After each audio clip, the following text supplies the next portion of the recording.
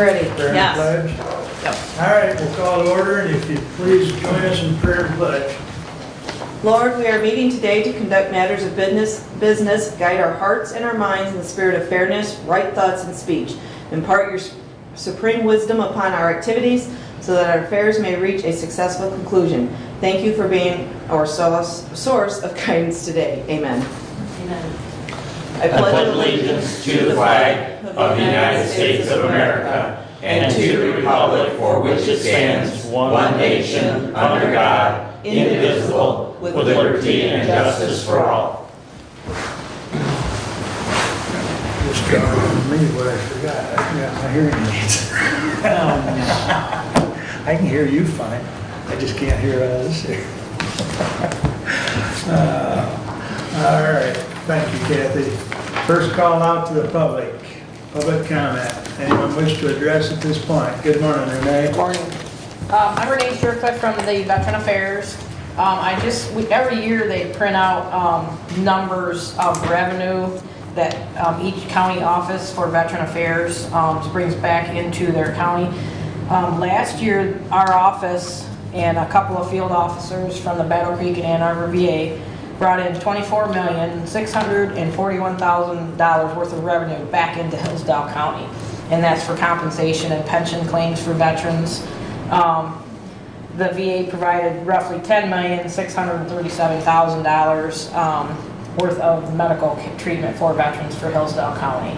So that's the highest since I've been working here, which is going on 8 years.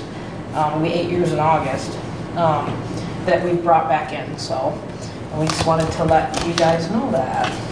Any questions? Thank you. Okay, thank you. Thanks, Renee. Anyone else wish to address the board at this time? Hearing none, we'll move along. Consent agenda. Motion approved. Thank you. Support. Any additions or corrections? Hearing none, all those in favor signify by saying aye. Aye. Opposed, same sign. Consent agenda is approved. Correspondence is listed. Any comments on correspondence? I see the road commission's pages of the road commission audit were included in there. I would encourage residents to reach out to the road commissioners because I find it quite disturbing that they continue to increase their fund balance. Last year by over $500,000, and so they're over a $5 million fund balance at the road commission, and the roads that continue to deteriorate here in our county. I think our road commission should be spending more of those funds to fix these roads.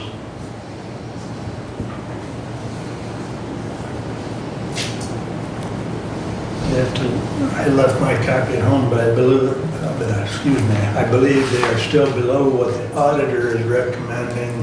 They're like at a 30%. Yeah. So, I don't care what their auditor is recommending. You know, they're a government agency. They get money every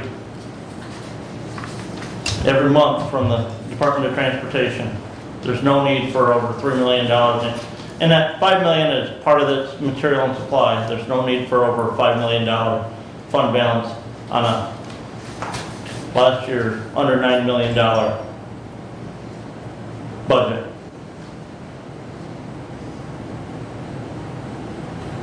okay.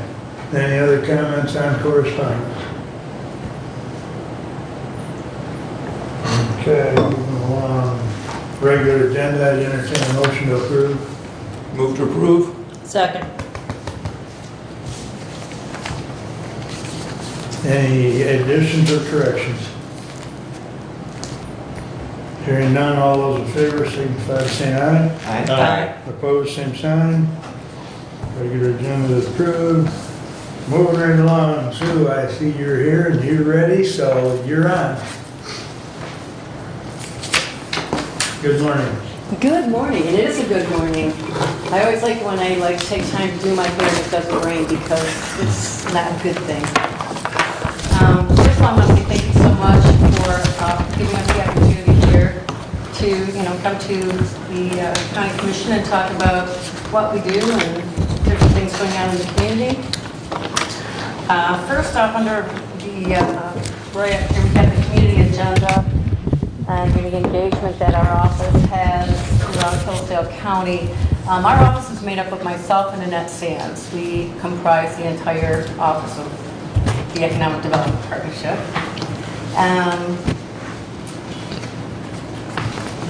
And I would like to just kind of go briefly through, what we do within the community. And it's important that we are engaged in these different commissions and boards and whatnot, because you don't want to become siloed in a job like ours, especially because you do need to know a broad base of information about what's going on in the county, where's the pain, and different situations with our nonprofits and our business community. So we try to make sure we're engaged in a lot of different activities with planning commissions and boards and committee meetings with people, just so we understand what's affecting what. It helps us to put things together when we do projects or put like learning events together, like the Trans luncheons that we do. So that is why we spend time on community engagement. It's not just to, be on a board or whatnot. It's to make sure we understand what's really going on in our community. And marketing Hillsdale County is really what we consider a lot of our job, because Hillsdale County is a wonderful place. I wasn't born here, but I couldn't be happier, and I will never leave Hillsdale County. It's a great community, and I think marketing our community is very important. So what we did is we did pursue marketing with Trade and Industry Development Magazine, and we were cited as one of the top sites in the country for attraction and business and community. We did a lot of information on that article about our quality of life in Hillsdale County. We have a lot of businesses and they do pretty well. And I think it's really hard to attract more businesses when we don't have enough people to honestly say we can get them to do the jobs that need to have done. I talk with businesses, they're turning down contracts, there are lines going to Mexico. We are losing revenue in Hillsdale County because we don't have enough people to do the job. So when we market the county, a big part of that is why it's a wonderful place to live. That's why we redid our website. That's why we put things out on Facebook, and that does Facebook. It's social media, it's technology. I have no skills, and that does all of those things. So it's important that we get Hillsdale County out in front of other communities so that people understand this is a great place to be. And with COVID, not that it was a good thing, but it helped a lot of people realize that they don't have to live where they work anymore. They can work from home and their jobs are from home. So, and I think your son, Brad, he works so many places all over the world, and he doesn't have to live anywhere else. He can live right here and do his job. So we're trying to work to attract those kinds of other, more people that are in that kind of a capacity of a job. The Careers Booklet that I have a copy of for everybody on the table. This was actually published out primarily for our 9th through 12th graders. Everybody in the county got a copy, all the 9th through 12th grade students in the schools.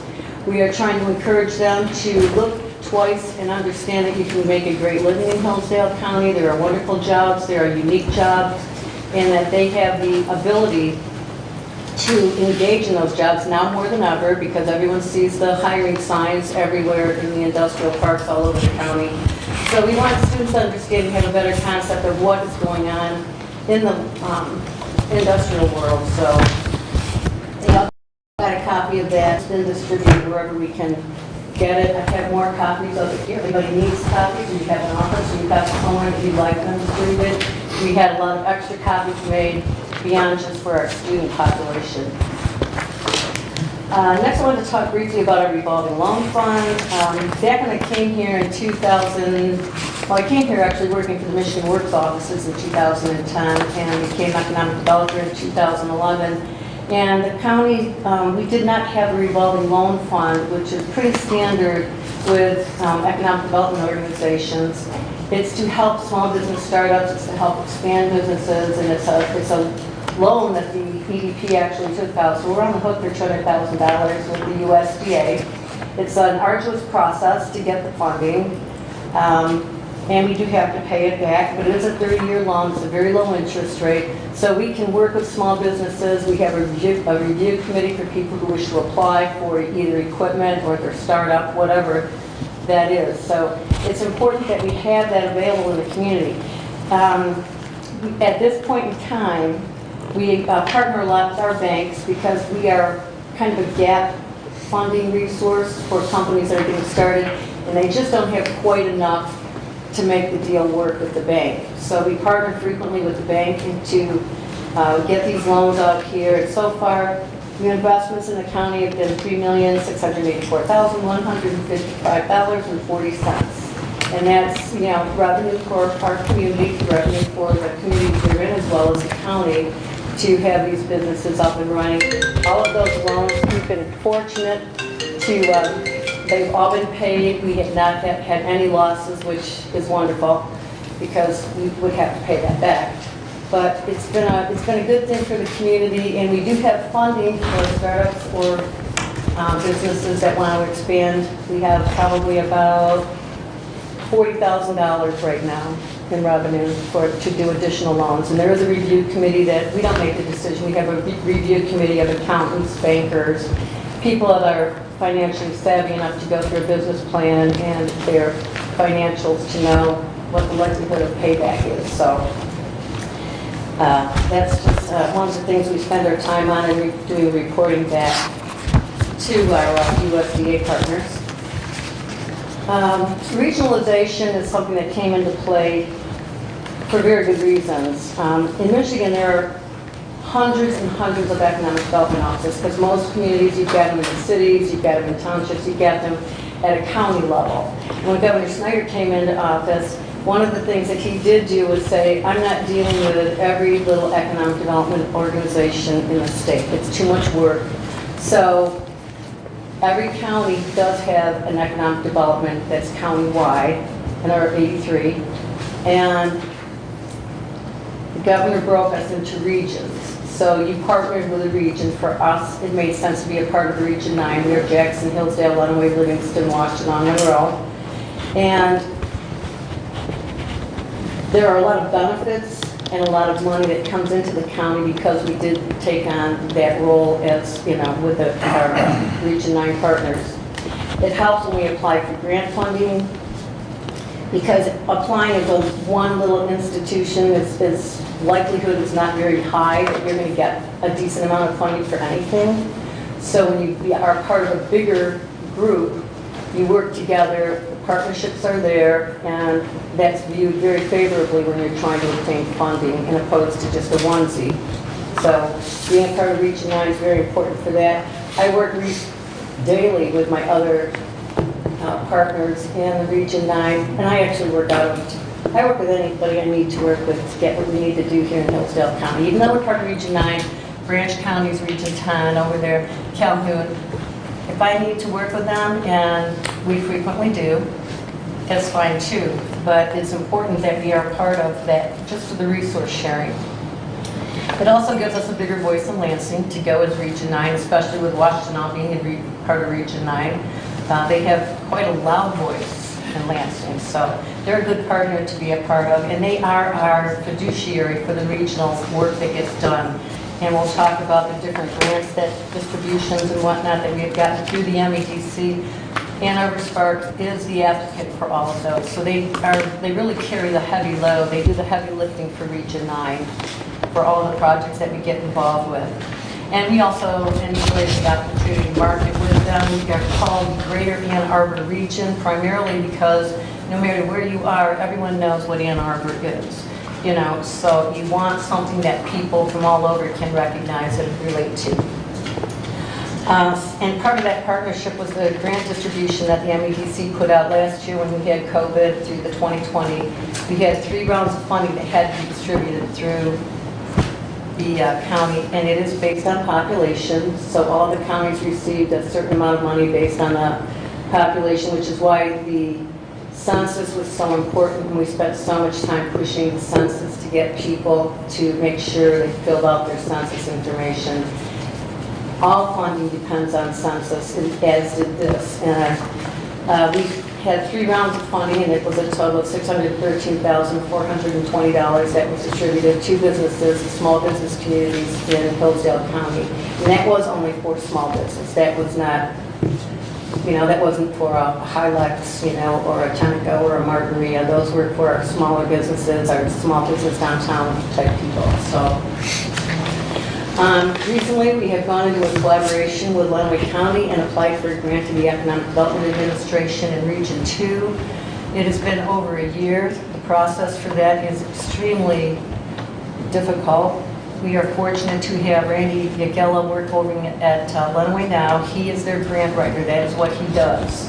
So he spent this particular grant probably about a year and 3 months to get the award pushed through, and we have gotten the award. And what we're going to do is we can't do training. It is for consulting services. Businesses that are trying to come out of the COVID pandemic downturn have got a lot of issues. Some of them are legal, they're financial, it might be logistics for our manufacturing community. It could be anything, our restaurants, it could be any sector that we can now have dollars that we would go ahead and help them get a consultant to help them see their way through. And sometimes that's going to involve training once they identify what problems they might be having. We are also partnering with Michigan Works Southeast because they have training dollars. So we're trying to leverage the dollars that we have received for the consulting with Michigan Works to obtain dollars for training. See, I'm always picking somebody's pocket, But we just need to make money go as far as we can in Hillsdale County. We don't have any other option. So that's that grant and why we're working on that, and that is just getting started right now. We do retention calls with our business organizations and whatnot on a monthly basis. We work with the Michigan Works Office as well as the Michigan Economic Development Corporation just to see what kind of issues they might be facing and what we can do for them with the groups that are there. And if it's not the people that are in the room, we find the people that can help them out on these retention calls. Right now, what I'm hearing on a lot of the retention calls are current business concerns that you see on your report. The employers in all sectors, they're just struggling with the unemployment insurance agency. They're receiving claims for people that may have never worked for them, people who have applied for a job. I mean, just the craziest stuff that's going on with the unemployment right now. And they're having real issues. And this is, it's problematic because they not only don't have enough people to do the work they have to get done, now they have to spend 3 times the amount of time trying to resolve issues that shouldn't exist in the first place. I talked with Michigan Works. They have also people coming in that received unemployment, and now that it's been determined they shouldn't have received the unemployment that they got. So they're getting a bill from the state for $20,000, $30,000, $40,000 for benefits that they've received, but now the state decided they shouldn't have gotten them. So it's a mess. It's a mess, and that's what I hear on all my calls. It's unfortunate. But it is what it is right now, and they're just working on it. At the computer chip shortage, I have one business that actually has people on layoff due to the chip shortage, but for the other manufacturers, they're almost relieved that they have lines they can't run because they don't have enough people to do the jobs. And this is a sad state of affairs, very sad state of affairs. So and even though they have some lines shut down, they still need more people, and that's with the lines shut down. So it's very difficult. It's very difficult, with the chip shortage at our employers. And not just finding people at any skill levels, it's hard. And I'm sure you hear it. I don't know if people come and complain to you guys about stuff like that, but it's hugely problematic. And I can say that the employers in Hillsdale County are pretty savvy. They are going through and investing in more technology to take the place, whatever they can, to take the place of needing more employees all the time. There's a big push in the state. It's called 4.0 manufacturing, and that's what it's all about. Start using more technology because the people are just not there that are coming to work and necessarily willing to work. So maybe not the best news in the world, but that's where it's headed right now. And our unemployment is still at about 5.5%. So what can I say? So, but, you know, on the upside, businesses are doing well. I'm sure you can see the wage wars going on out in the community. Everybody's got their their starting wages posted, trying to attract people. They're doing flex scheduling. They're doing different incentive programs. And the employers are doing and spending a fortune to try and attract people. And hopefully things will turn around. They'll take away the bonus and we won't have to compete with the government, you know, for employees. Instead of people staying home and getting extra money, maybe they'll go back to work. So I don't think we'll see that end much before next year maybe.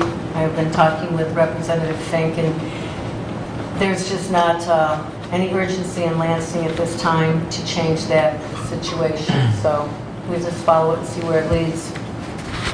But on behalf of our organization, we want to thank you for your time. And if anybody had any questions. Sue, I just want to say I attended by Zoom the most recent meeting. Yes, sir. And it really is quite impressive, the folks sitting around that table. And when I say that, what I mean is they're forward thinking, they're trying to redesign and retool how and what they do, and they are thriving and surviving. More than surviving, they're thriving. They are. And it's because they are, you know, outside the box thinking and doing things that, you know, today maybe that they've never ever done before that brings them, you know, to an even better level. So that was very impressive when I had a chance to listen to the folks speaking. Oh, yeah, they're a great bunch. They're a great bunch. They keep me on my toes. They have a large board, so wherever I go, they might have a boss in the room. They have to be see. And this is the career book that we did have published out. I put one at the table, and again, anybody who would like a copy, let me know. If you want some for an office or whatnot, let me know. We'll get them to you. And happy to just keep putting Hillsdale on the map whenever we can. Thank you very much. Thank you, sir. Thank You bet. All right. Ken, you're next on the agenda, so you have the floor. Thank you, sir. Good morning. Morning. Thanks for having me up here to present the audit. I got some graphs too. Okay. Graphs are always good. As long as they show good stuff. They're good trends. Yep. Thank you, Ken. Would you like to share them with the audience too, or if they want? You may. Yep. Thank you. Does the audience want some too?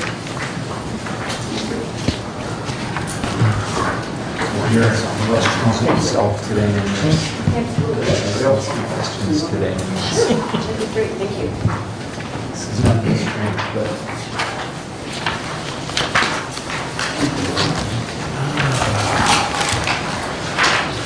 One left. Probably just the right number. right? Well, again, so we're in the second year dealing with COVID-19 and all of its effects. So 2020, again, we've done the financial audit for the County of Hillsdale, as you're required to have every year. You're also required to have an audit of your federal money because you're over $750,000 in expenditures each year of that, so that's done as well. With these audits, we garner or go through all the evidence we can get, whether it's contracts, invoices, third-party confirmations, especially with banks you do business with. We confirm every bank account with every bank, confirm debt balances, look at a lot of information, do a lot of inquiry, make sure everybody's hopefully coming up with the same answers as far as different procedures and policies and controls and those things. Everybody seems to know what the marching orders are. So then at the end of this, once we get all the proof and evidence, we can give our opinion that the financial statements that you guys do annually are correct and they're classified correctly in accordance with the different standards and rules of the state and federal government. Yeah. So we always have 4 types of opinions that we can give on those. There's the adverse, which means there were problems or there wasn't, or the evidence didn't agree with the statements. which is the bad opinion. There's a disclaimer when there isn't information, maybe on some item, to provide evidence one way or the other. There's a modified opinion, which means everything was okay except for an area or two might have been a little bit weak, like maybe the capital asset records or something like that. But everything else was solid. And then the last one is the unmodified, which means everything was able to be verified and come out with the different rules and evidence, everything like it should be. And that's what Hillsdale got, was the unmodified opinion on the financial audit and the federal uniform guidance audit as well. So that was, and the federal audit was kind of a bit harder because we have all this new influx of federal money for coronavirus now to deal with, so it's a whole new thing, and and it's kind of was, people were getting money before they even knew what they could do with it, so it was a kind of a hard and fast year with that type of thing. So I think that turned out, pretty good. In the end, it seemed like all the money was used properly and the rules were followed with that, so that was good news. Go next to the packet of graphs I brought along, and we'll see how the county did financially. The first one shows the statement of net position, which is the balance sheet of the county, the whole county, all of its funds, and so cash jumped up quite a bit, about almost about 6.8 million. 4.5 of it was just at the medical care facility. They've been getting different grants, funding specifically from COVID, and I think some of it's been held back while they're figuring out what to do with it and to spend it on. Then also, I think some of the other funds also landed a bit better in different county departments. Not any one of them necessarily bigger than the others, but just ending with a better cash balance this year. Your due from governmental funds and the state stayed pretty comparable. Receivables, which are different monies owed on grants, loans. You have receivables also from other different governments, like I think the Commission on Aging for different debt and things like that to repay those. Stay pretty level. Prepaid assets, which usually are different insurances and different contracts that are paid ahead of time, but the benefit or usage of it, of the asset, goes into periods subsequent to your balance sheet date. So that's prepaid. Capital assets went from about 17.5 to 17 million, so stayed pretty level. And those are all the capital assets: land, buildings, equipment, police cars, everything that provides services to the citizens of Hillsdale County. So they usually aren't to be resold or used or in for investment, but it just help provide services. And then deferred outflows is the last category. And deferred outflows, and then we'll have deferred inflows on the liability page, but those are relating to the pension plan and the retiree healthcare OPEB plan. Each year, an actuarial company will do the analysis of those liabilities and send out a report of where it's at and where the assets are, the liability, how it's funded. And they also work in their changes each year that they deal with. Like there's changes in the assumptions, changes on rate of returns, on the investments, and all these things. And some of these changes will hit the bottom line of that liability each year, but some of them will get deferred and may affect 2, 3, or maybe 5 years even, and they get written off over longer periods of time. So when that's the case, we have what are called deferred outflows, which are kind of like losses, and deferred inflows, which are kind of like gains that stay out there and are written off over a longer period of time, instead of just making the liabilities better or worse each year. Next, page 2, we have the liabilities of the county and its net position. Accounts payable is up a bit, and so that also includes accrued expenses, went from 4.5 to 6.6. You see more out there with different payables and obligations. Unearned revenue went up to about over $500,000. Again, the biggest part of that was there was funds received by the medical care facility that were kind of held there until they know what the grant money can be utilized for. Then once that's done and spent, then it move in the revenue. The OPEB obligation, which is retiree health care, went from 1.6 to 2 million, so that climbed up a little bit this year. Other long-term liabilities went from 10 million to 12, but I think the biggest reason for the increase there is the medical care facility had about 2 million added in long-term debt this year, different things like the COVID and buildings and things like that. Otherwise, the other debts of the county, there wasn't anything new, and we just repayment of the existing obligations. Pension liability got a little better, went from about 3.2 million to 3 million. So that was an improvement. And again, because the stock market has been continuing to do so great, I think that's been the biggest contributor for that being healthy, is just that the assets are staying strong versus the liability of the plan. So it's been going well the last couple of years. And then inflows, as I was saying, with the pension and the OPEB, we have deferred inflows, or kind of like deferred revenue, whatever, that can be utilized to help pay the pension and the OPEB plan in the future. That's landing at 3.5 million, up from 3.3. Third page in shows the net position, or it's kind of the net worth of the county if you consider assets less than the obligations. And the biggest part of it's the investment capital assets. Again, all your fixed assets, land buildings, equipment, vehicles, are one of the biggest categories of like your fund balance. 11 million to 10 million, so down a little bit as those assets are depreciated.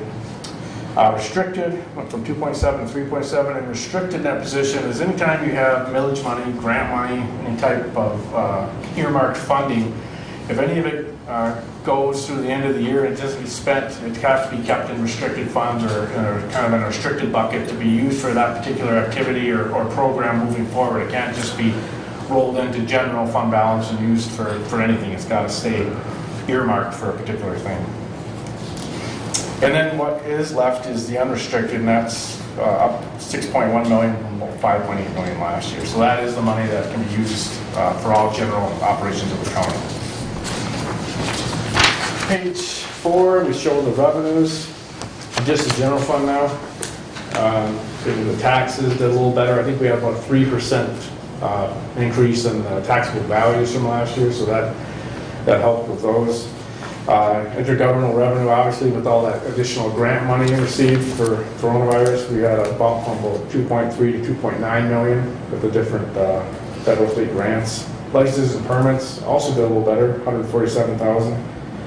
Fines and forfeits stayed pretty level. Charges dipped a little bit from about $1,078,000 to $1,043,000.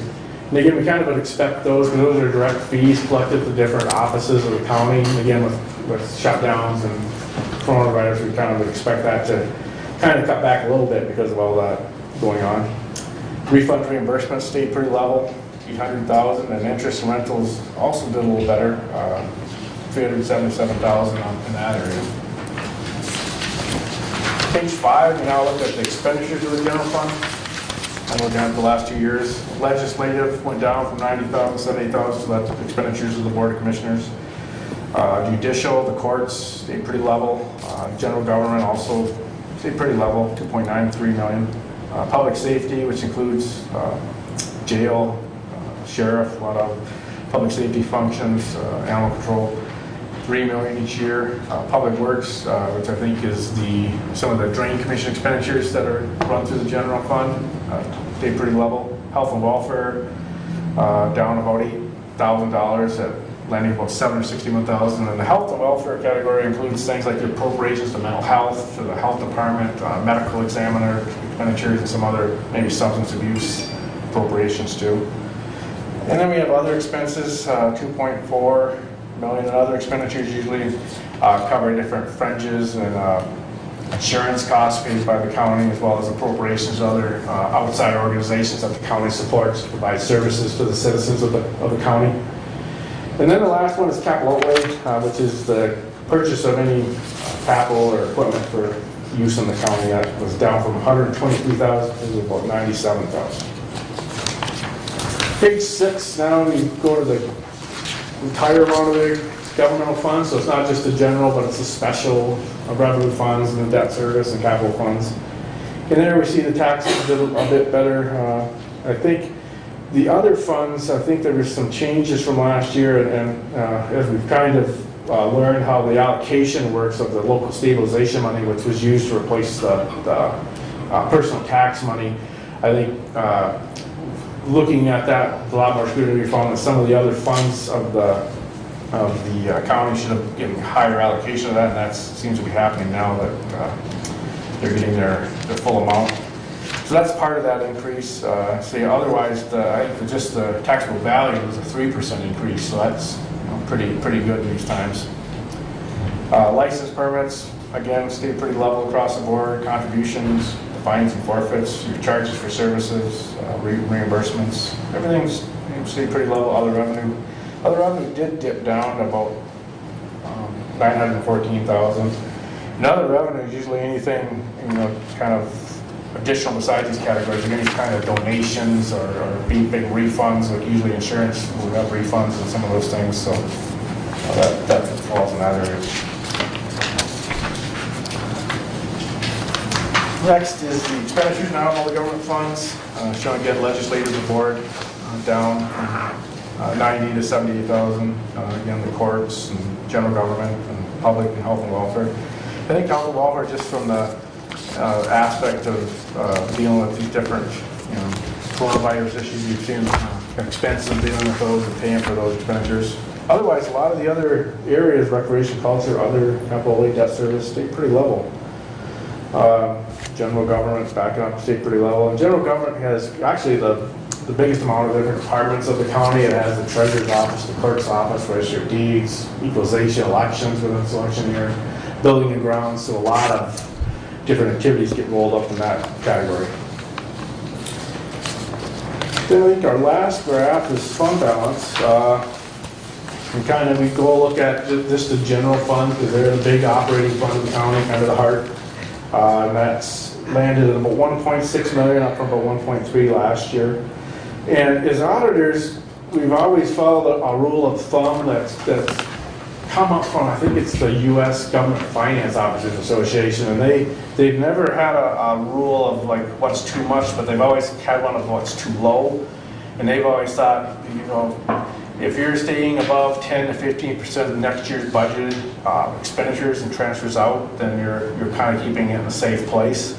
And I think where you're at with the 1.6, you're right at that 15% for this year. So you're kind of, right there where you want to be. Again, when you get too low and you don't have that cushion, you kind of hurt you. Like in the case there are pandemics or there are things that happen or there's losses of funding and things are too lean, and it makes it kind of hard or makes it kind of rushed when you have to make decisions to pay for things or come up with unexpected costs or repairs, things like that. So you're in a decent place with your fund balance for this year, I would say.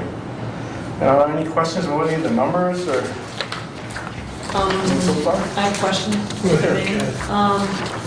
When you speak of the fund balance and kind of that benchmark of what might be too low, do they make any distinction between unrestricted and restricted fund balance? Because I think ours is about 800,000 and about 900,000 respectively. Let me look to be 17 or 18, I think.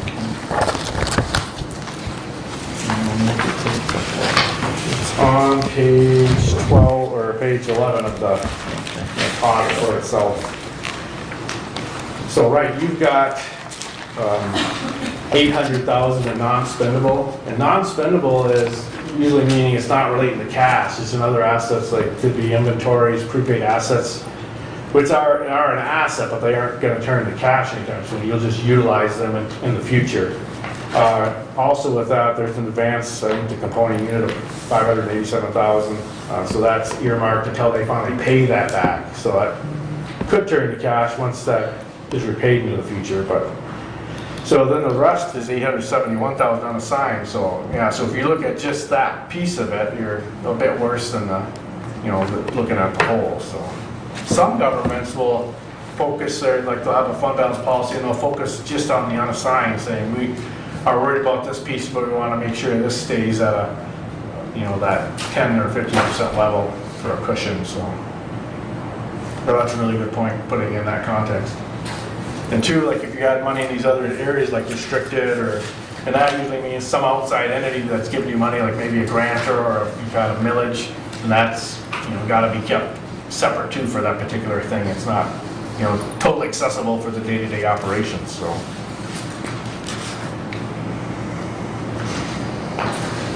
Any other good questions?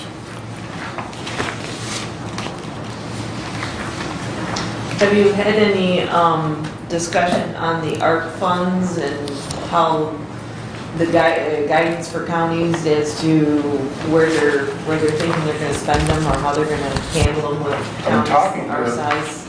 Talking to a few counties each day and about 10 or 12 townships, it seems, each day about ARPA.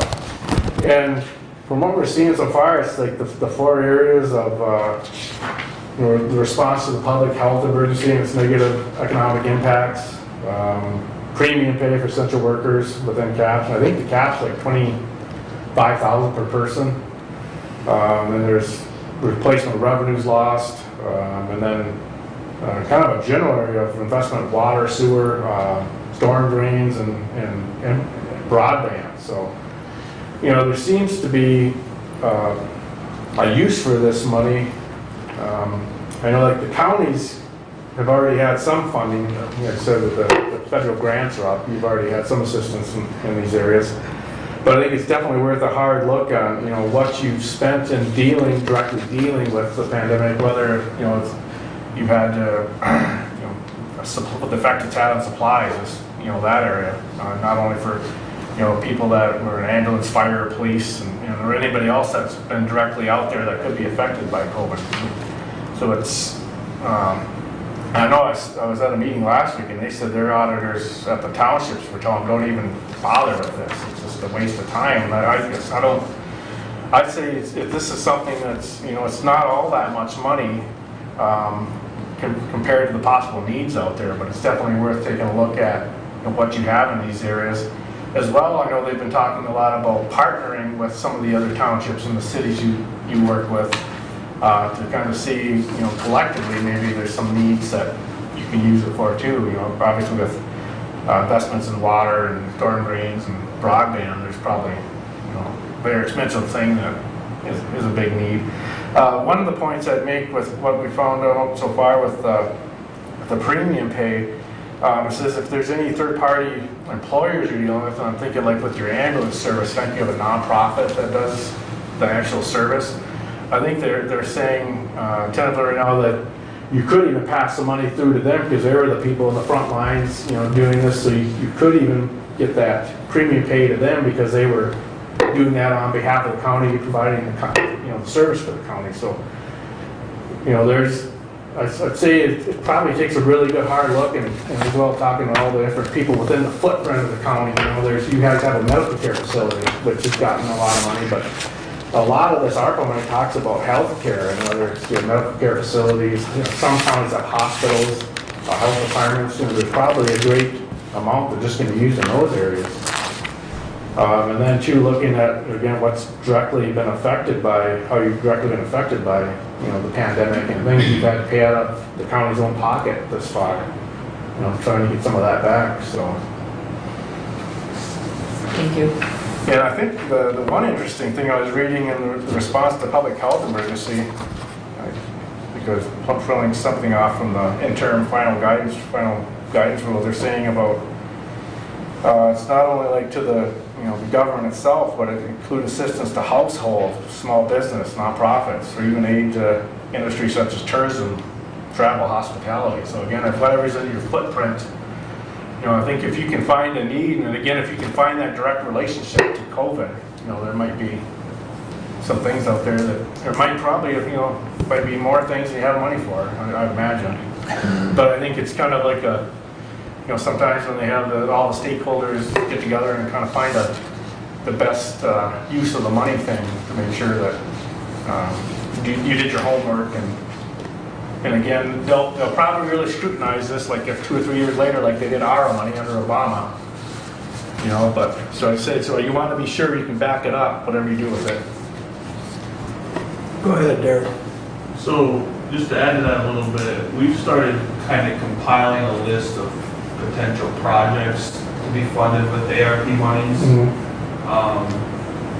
As we're making decisions, is that something we can consult with you about, because we don't want to spend outside the restrictions Right. of the plan. So that's something you guys would be willing to. Yeah, we will. Dr. Rubin said we've been getting a lot of calls already, and I think we're learning a lot, every day, just working with different people. Because we've got to, obviously stay abreast of the rules too and make sure, Right. when we audit them, everybody's following the rules, so. But it's probably a good idea to talk about these things a long way or beforehand before we, Do you know if there's potential that they will set up any kind of a pre-approval process with these funds? Now that was kind of one of so some of the CARES Act money we had, like CDBG, they had pre-approval stuff, so we knew 100% like this is covered. And some of the other ones, we're kind of, we think it is, but we have to wait and see kind of thing. now I've heard some things, but I haven't heard anything set in stone. I know last meeting, we talked about we were gonna be patient and let others make mistakes that we could learn from. Right. So- I mean, you got till 2024 before you Right. actually have to give it back. But too, it's not only what's affected you from COVID, in the present, but the guidance says too, whatever effects down the road that are still causing are fair game too. So it's, so we've got to see what else happens.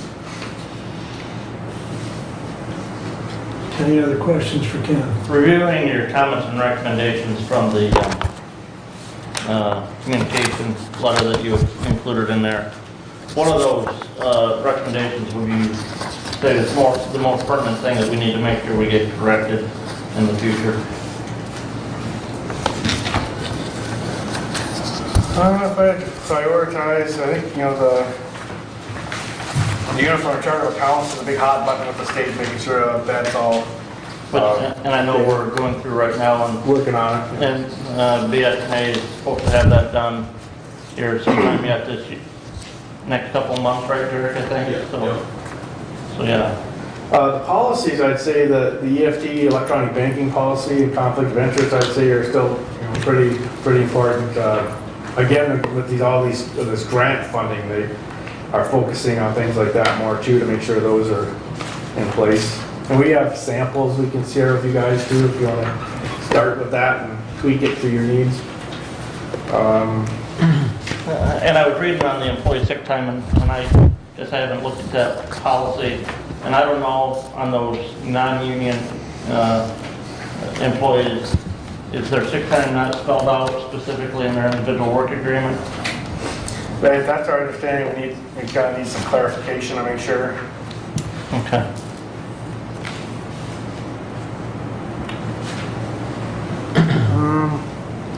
I think a lot of the other areas, there's already been corrections or close to resolution, like with tax revenues and with the local community stabilization money. I think we've had corrections under accounts payable, like 1099 compliance, intrusion testing. Again, with everybody now moving towards working at home and technology, making sure that everything's safe with the county's information technology has probably never been more important to make sure all that's, being tested regularly and kept safe. Then the only other thing on page 6, we were talking about Gatsby 84 implementation, and that's a change that happened this year. That relates mostly to the 700 funds, which is your trust and agency. You have also some court trust funds, I think inmate trust. And these usually are monies that are held by the county for maybe other governments, like if they have tax money that they hold in hand, like the state education tax, for example, gets collected here, then it gets past the state of Michigan. They've really had a greater focus at the federal level of making sure that what's held in these trust funds is just for outside, whether it's governments, entities, people.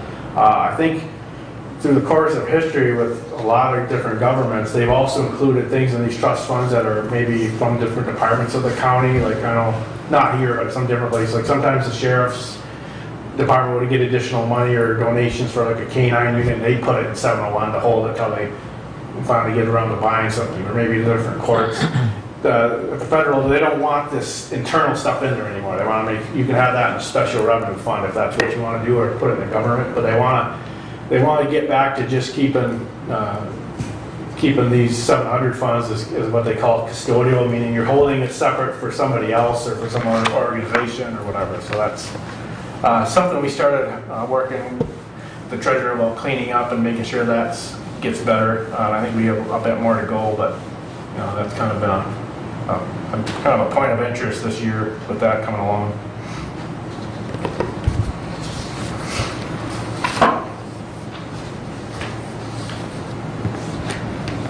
And again, I think some of the commissioners are new, and I'll back up and so the common recommendation letter, when we find things during the audit now, we put it, I would say, the 3 buckets. There's big problems or issues which are called material misstatements, which you guys didn't have anything like that. And those are things that are causing problems or have the propensity to cause problems. Like maybe there's not enough separation of duties, one person's doing everything.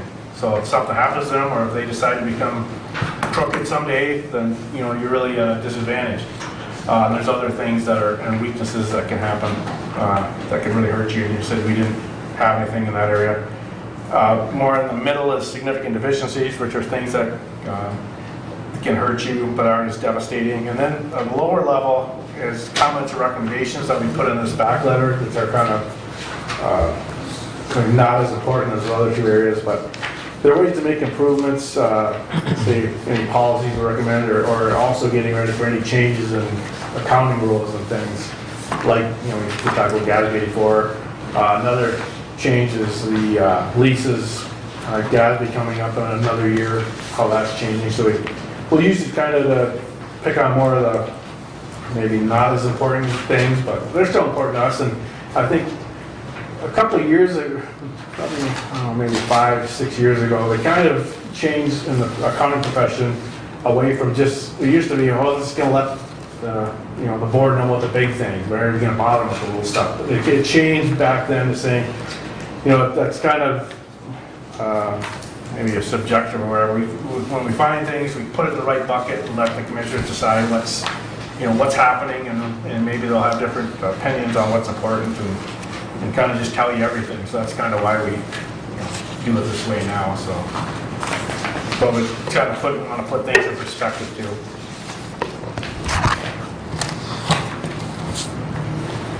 I have a couple general questions. On page 48, we talk about revenues, and there's a list of departments and items and so on that are defined as revenues. I'm wondering, are these revenues placed in general fund, or do they have other places they go? I don't know the answer to that question. They're kind of categories of revenues, and they are definitely in the general fund. That's what this page represents, but they can also exist in the other funds as well. Like you can have property taxes and like the COA millage fund. You can also have federal grants, and but these are kind of get really specific of what types of revenues you have in each fund. And that said too, the expenditures that you see listed on page 49, those are coming from the general fund. Correct. Okay. And I'm a Parks Commissioner as well, representing for the trustees. Where are parks in this? Revenue and so on. They are what's called a non-major fund, and what that means is bigger funds are kind of before the footnotes in the audit report, and they've got to be based on dollar size. And then things that are smaller go on non-major statements in the back. So the parks is on page. That's what I couldn't find.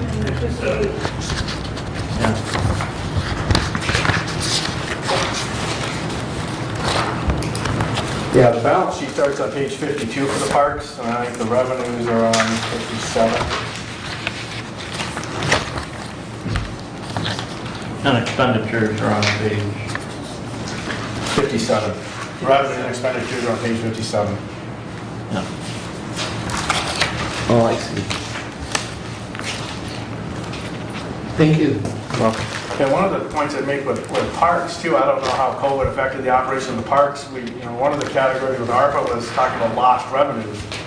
I know like some counties, if they have marinas or fairgrounds, or some of these things they weren't even allowed to have open, but they still have costs that exist. Again, so that's one of the things to consider. I guess I would want to point out that on 77 is federal expenditures that were made in 2020. I guess I'd also like to make sure the commissioners understand that you audited our federal monies, and we had a clean audit in that respect. Right. With no findings, Right. and no question costs. Right. So that's pretty important, and that, this is only gonna get bigger with the ARPA funds. Yeah. American Rescue And Plan. whatever else that's, we're seeing the COVID money come in from a lot of different directions. I mean, it's odd, the United States Department of Treasury now is a category of funding, and that they've never been there before. They only just took, right? They're the IRS. They, you know, so you're seeing it come there, and you're also seeing it come in a lot of existing places too. They're getting different funding for housing and aging programs and different things, so. And this federal funds is just what the county through the general fund received, would that be? All of its funds.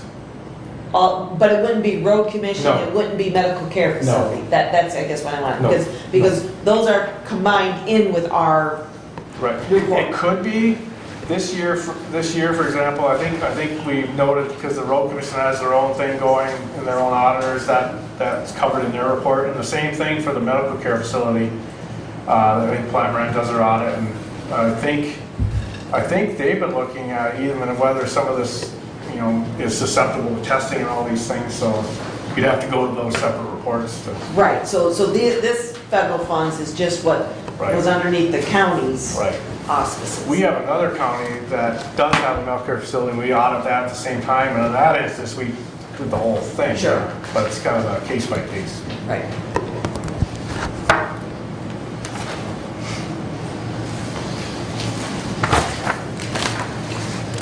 There. So, since you mentioned that, what makes it so that our medical care is audited separately? I guess their board's decision to have it done that way.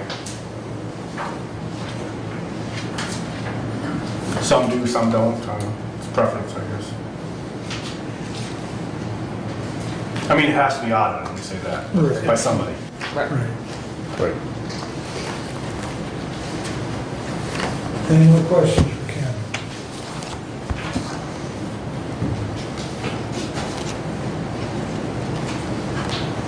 I guess we've got it wrapped up. All right.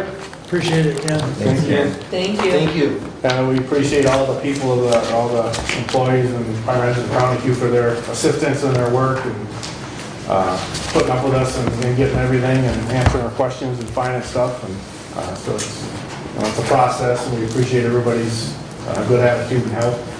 I always say too at the end, it's a lot of information to digest in a short meeting. If you guys think anything later or think of something, you can email, call, and discuss anything anytime you want. So we're always around. So Thank you. all right, thanks everybody. Thank you, Ken. All right.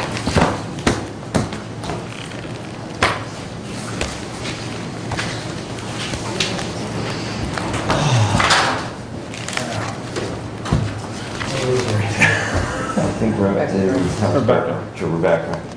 Yes, thank you. Okay, moving right along. Rebecca, good morning. Good morning. Thank you for having me. I have Christina Dewey with me today. Christina is a health educator with the health department, is also a Hillsdale County resident, and lives in Camden Township, and an elected Camden Township representative. So glad to have her here with me today. So my name's Rebecca Burns. I'm the health officer at your local health department, the Brainchillsdale St. Joseph Community Health Agency. And I'm here today to talk about the annual report. And then I've asked Chris to just take a few minutes at the end and explain what we're doing in Hillsdale County to protect individuals with the ongoing COVID pandemic. So the annual report begins with the Board of Health members at the time for fiscal year 20, which Hillsdale was represented by Commissioner Caswell and Commissioner Wiley, Commissioner Caswell was our chair last year. And then the agency directors are listed there on the page for you. Our organizational chart indicates that the Board of Health is at the top with the health officer as the direct report to the Board of Health. We have a medical director that's required by the Public Health Code, and that is a part-time individual that works for the health department. We are in transition with our medical director this year, and you may know Dr. Luparello, who is an ophthalmologist here in Hillsdale County. She is taking over as our medical director on October 1st of this year. So the letter to the community is something that we have in all annual reports, and this letter to the community is focused largely on the COVID pandemic because most of fiscal year 20 was involved with the COVID pandemic. However, we did start out the year with some other activities, including an Eastern equine encephalitis outbreak in Michigan. This is a very concerning mosquito-borne disease that has a high mortality rate in human. And so there were actions in the state that year to control mosquitoes, none here in Hillsdale County, however. The health department started a strategic planning process and is still working on that. We were delayed by activities of the pandemic. And then by the end of December, we were hearing about an outbreak of pneumonia in China, and we're set on the beginnings of the path of the COVID pandemic. So the rest of the letter to the community really outlines kind of month by month some of the activities that occurred. And so as you all remember, in March, we saw the first executive order to shelter in place and saw schools closed, many businesses closed, and had our first reports of deaths of Michiganders that were identified as a result of COVID. The health department early in the pandemic, as early as March, started working 7 days a week to provide a response to the citizens of the Tri-County area. In April, because of the closure of businesses, the continued closure of businesses and the shelter-in-place order, did lay off some agency staff and focused our efforts on public information, mitigation, and contact tracing. By May, we had hit the national news in Hillsdale County, unfortunately, due to a large number of deaths in Hillsdale, as you probably remember, related to the outbreak at the medical care facility.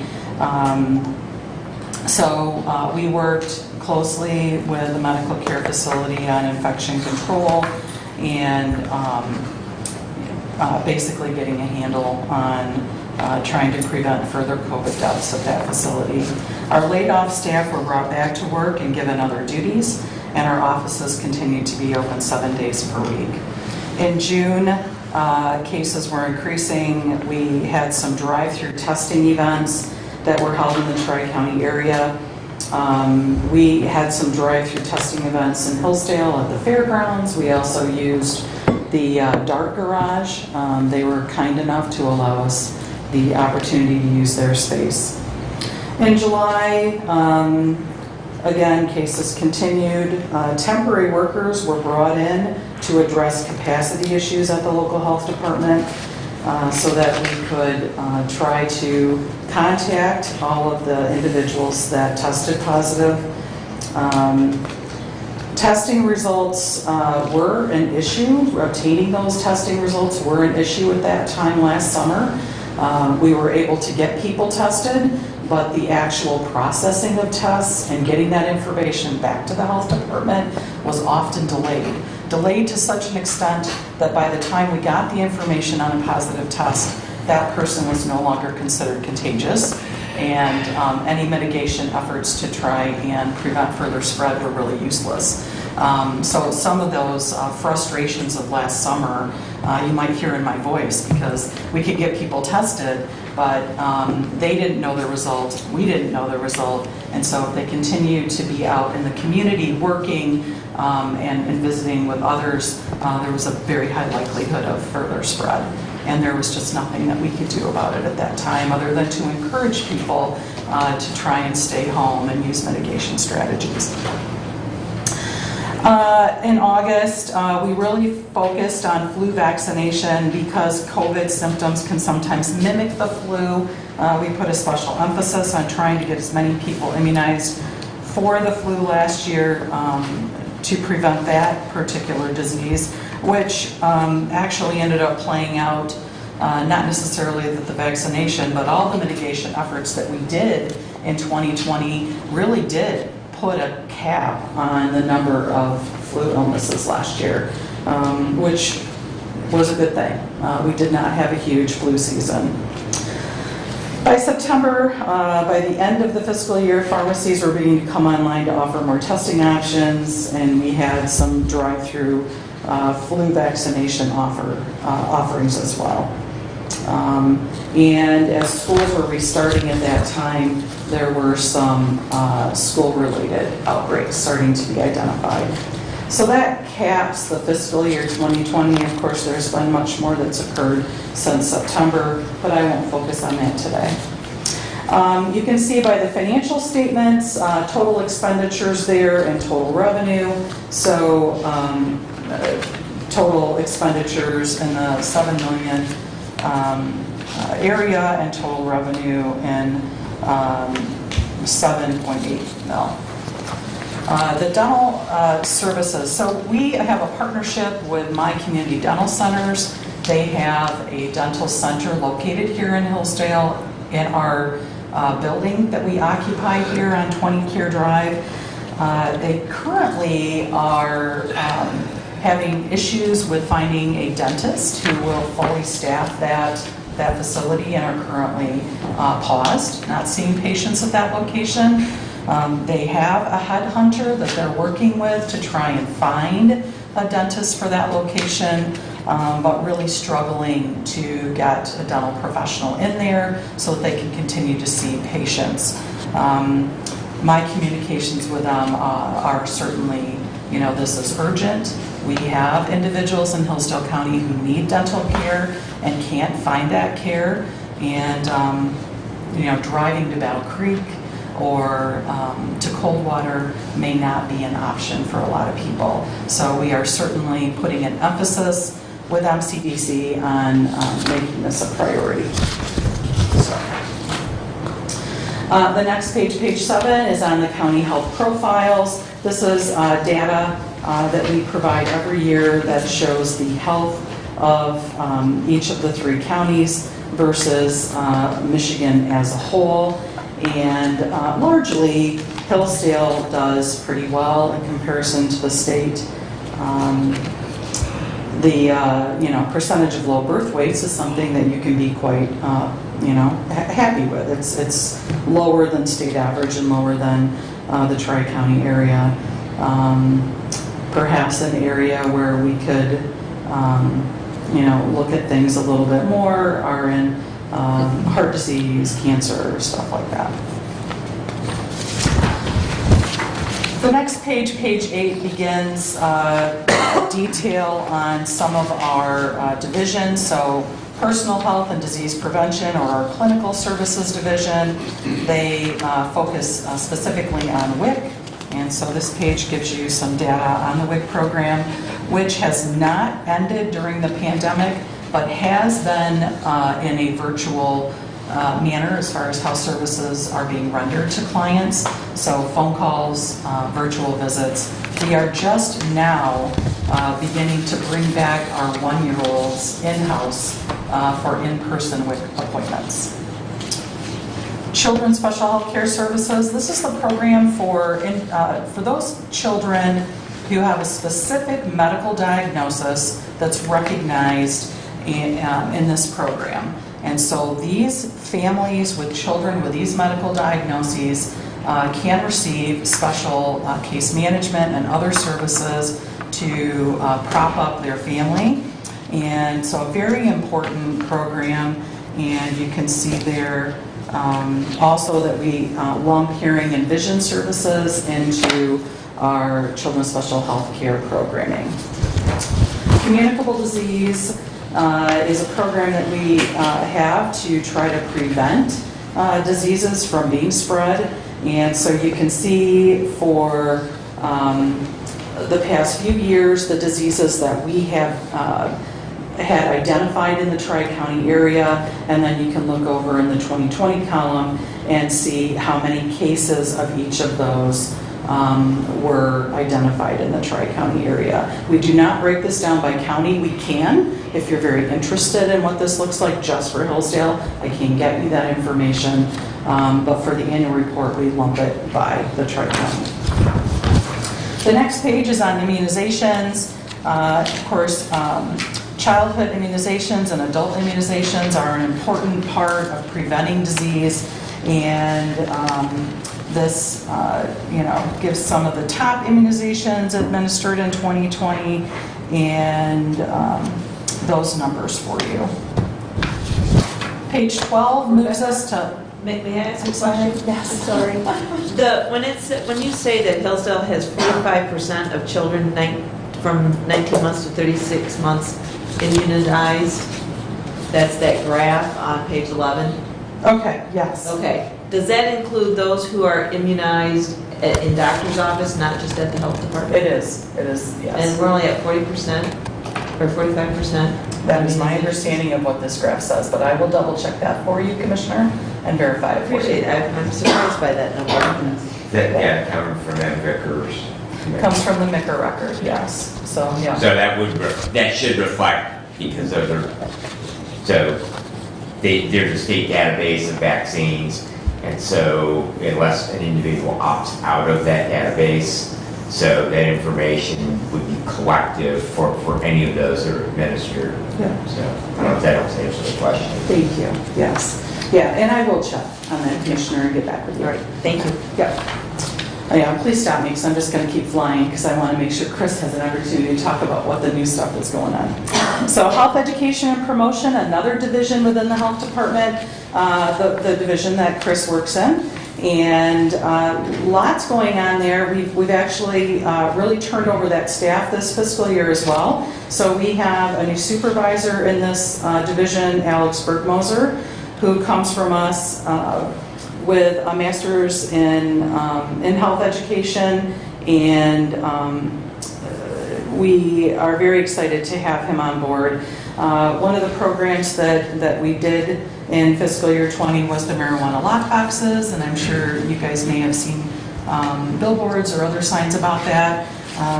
So the intent is not to tell people that they shouldn't use marijuana. The intent is to encourage them to get it away from kids, or those that it's not intended for. And then we talk a little bit about our media platforms. We spent a lot of effort and time on our Facebook page during 20, trying to get information out to individuals who prefer to get their information that way. Emergency preparedness, on page 13, we have an emergency preparedness coordinator, Jim Cook. He had a very active role this last fiscal year, especially with COVID testing and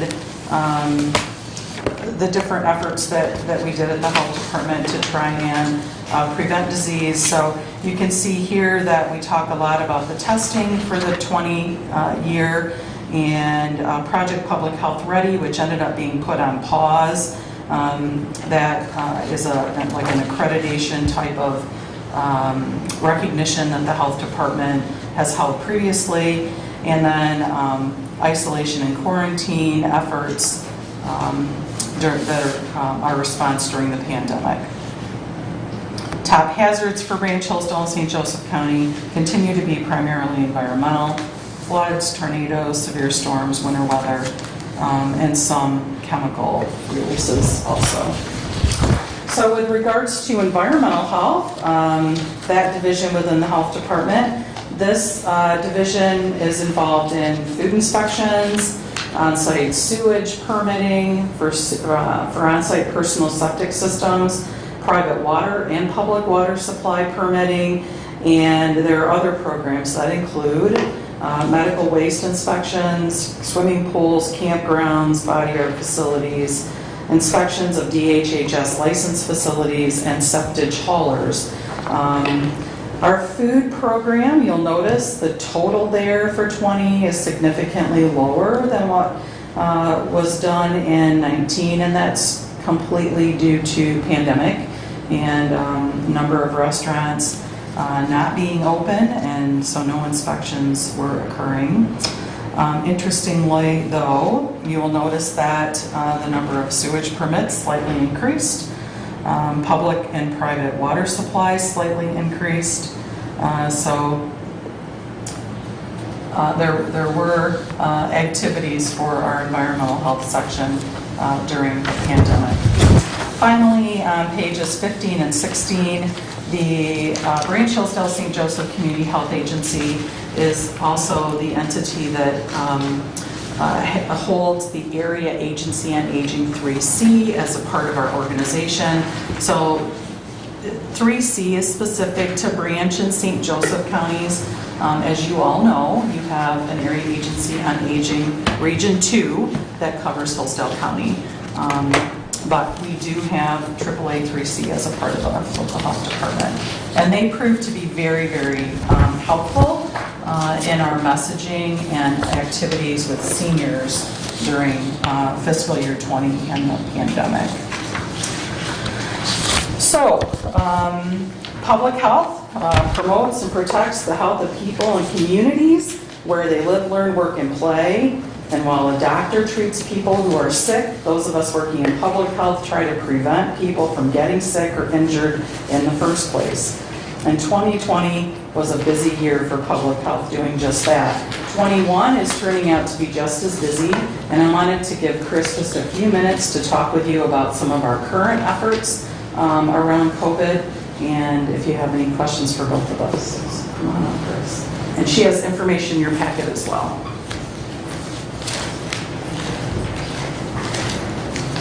Good morning. Morning, Chris. Thanks for the opportunity to provide some information regarding our efforts around COVID vaccination. Based on data through 7/22, approximately 1/3 of the residents in this county who are eligible for vaccine have received at least one dose. I've provided to you a color-coded map from a resource called Michigan Lighthouse, MI Lighthouse.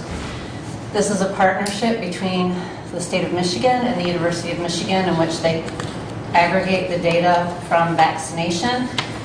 And so you'll see a color-coded map of Hillsdale County that shows the current vaccine rate based on census tract. As you can see, there's a lot of pink in our county with one area of green. Green is showing at 50 to 59% vaccine.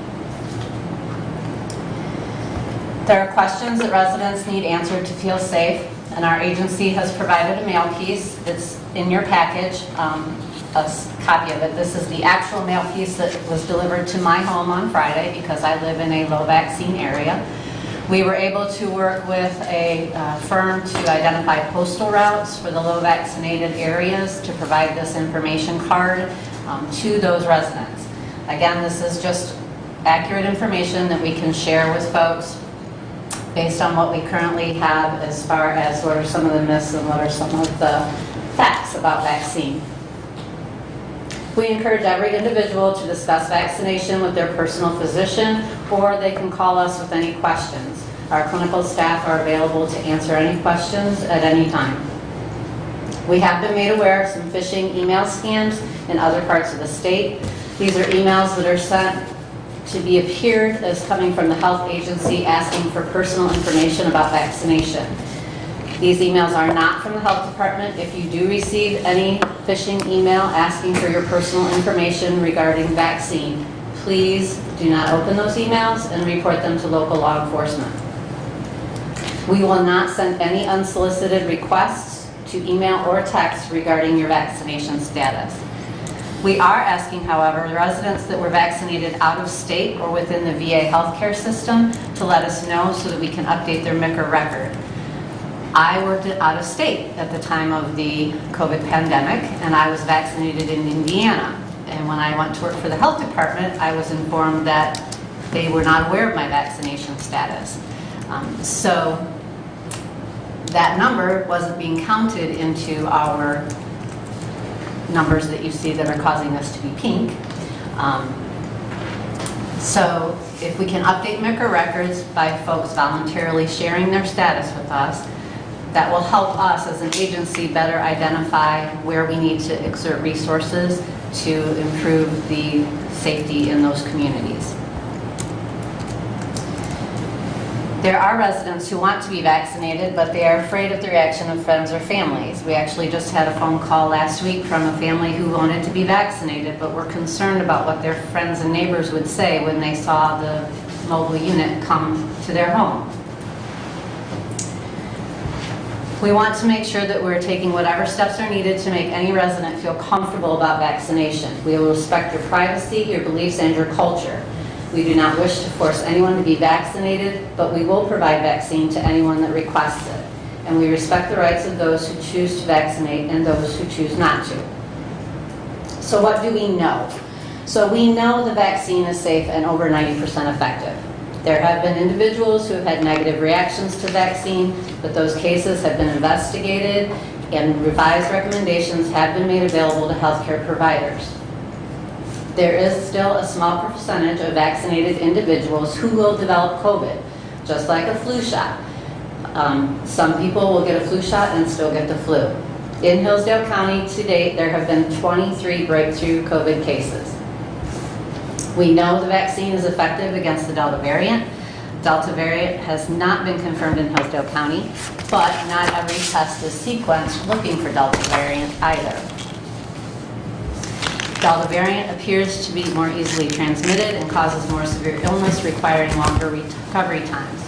In some cases, up to 6 months, patients will feel post-COVID effects. We know that outbreaks will continue. The Faster Horses Festival was announced yesterday. They had 17 confirmed cases traced to that event. As of today, they now have 23 new cases. We anticipate that additional cases are going to be traced to this event in the coming days. There are employers in this area who are currently trying to manage outbreaks among their workforce, and we will continue to provide contact tracing and technical support to agencies, businesses, governments, and schools. Vaccination will not eliminate 100% of disease, but it will improve outcomes and limit outbreaks. I encourage all leaders in the county, townships, cities, and villages to be informed about their community vaccine rate. Our agency will be sending a letter to each municipality leader with their community vaccination rate. And our goal is to collaborate with these leaders, both civic, community, schools, and businesses, to provide accurate information and access to vaccine. If your residents should have questions about vaccine, please refer them to their healthcare provider or to our agency. And I thank you for your time. Do you have any questions for me? I did have a constituent who brought me your postcard, and they were inquiring what pot of money that came out of the funding for that. So part of the COVID dollars that we have received for education and information. Okay. Yeah.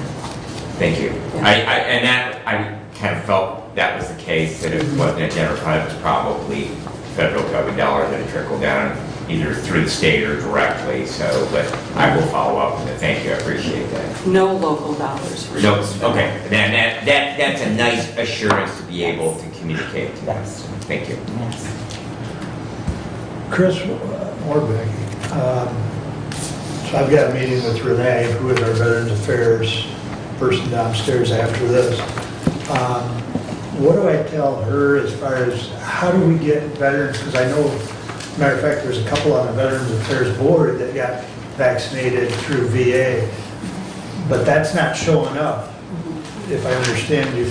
How do we get that information into the system, or what?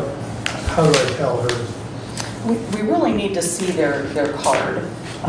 So we've been working on a way for them to scan or email that to us, but it is a private personal medical record. Right. So there's some issues there. So right now, the best way to do that is to bring the card into our office or mail a copy in the mail. You could fax it, that would be secure, but people don't usually have fax machines anymore. In the meantime, we're working on a way to do a secure upload through our website, but we don't have that capability right now. Okay. Thank you. Yeah. I think mostly we just want vets to know, like my brother-in-law, I was visiting him in the UP last week, and you know, he's a vet, and he was, you know, his wife works for the VA, so they were both vaccinated that way. And I'm like, well, you guys are actually not counted in the MICR, so, you know, make sure you take your information to the health department. Well, people just don't know. It's like Chris didn't know that getting vaccinated in Indiana didn't count for Michigan either. So what we're trying to do is just, you know, let people know. We really want to show the state that, you know, we aren't last. We really aren't last, okay? And so we want to be able to get every vaccine counted. Well, I do know VA has, I mean, I get texts and I got something in the mail again the other day that, you know, they're very proactive about trying to get the veterans vaccinated. So. Yep, and I am completely supportive of that. Early on, we helped the VA set up some clinics in the Tri-County area. So I'm very supportive of vets getting care wherever they're comfortable. Yep. We just have to figure out how to get their information, so. Okay. And the other piece of this as well is, especially for those of us that live in the border communities like Camden, Woodbridge, Frontier, many of us work out of state.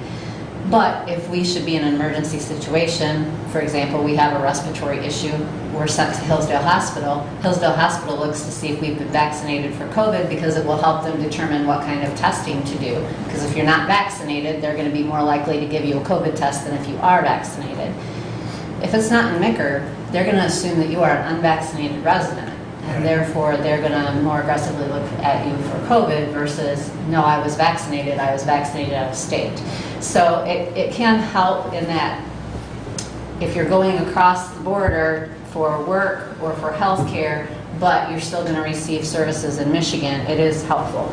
The other thing is we also reached out to epidemiology, and so we found out that there are 1,745 residents that are in a system called Tiberius, which is holding information about residents of the United States who are vaccinated in states other than their state of home origin.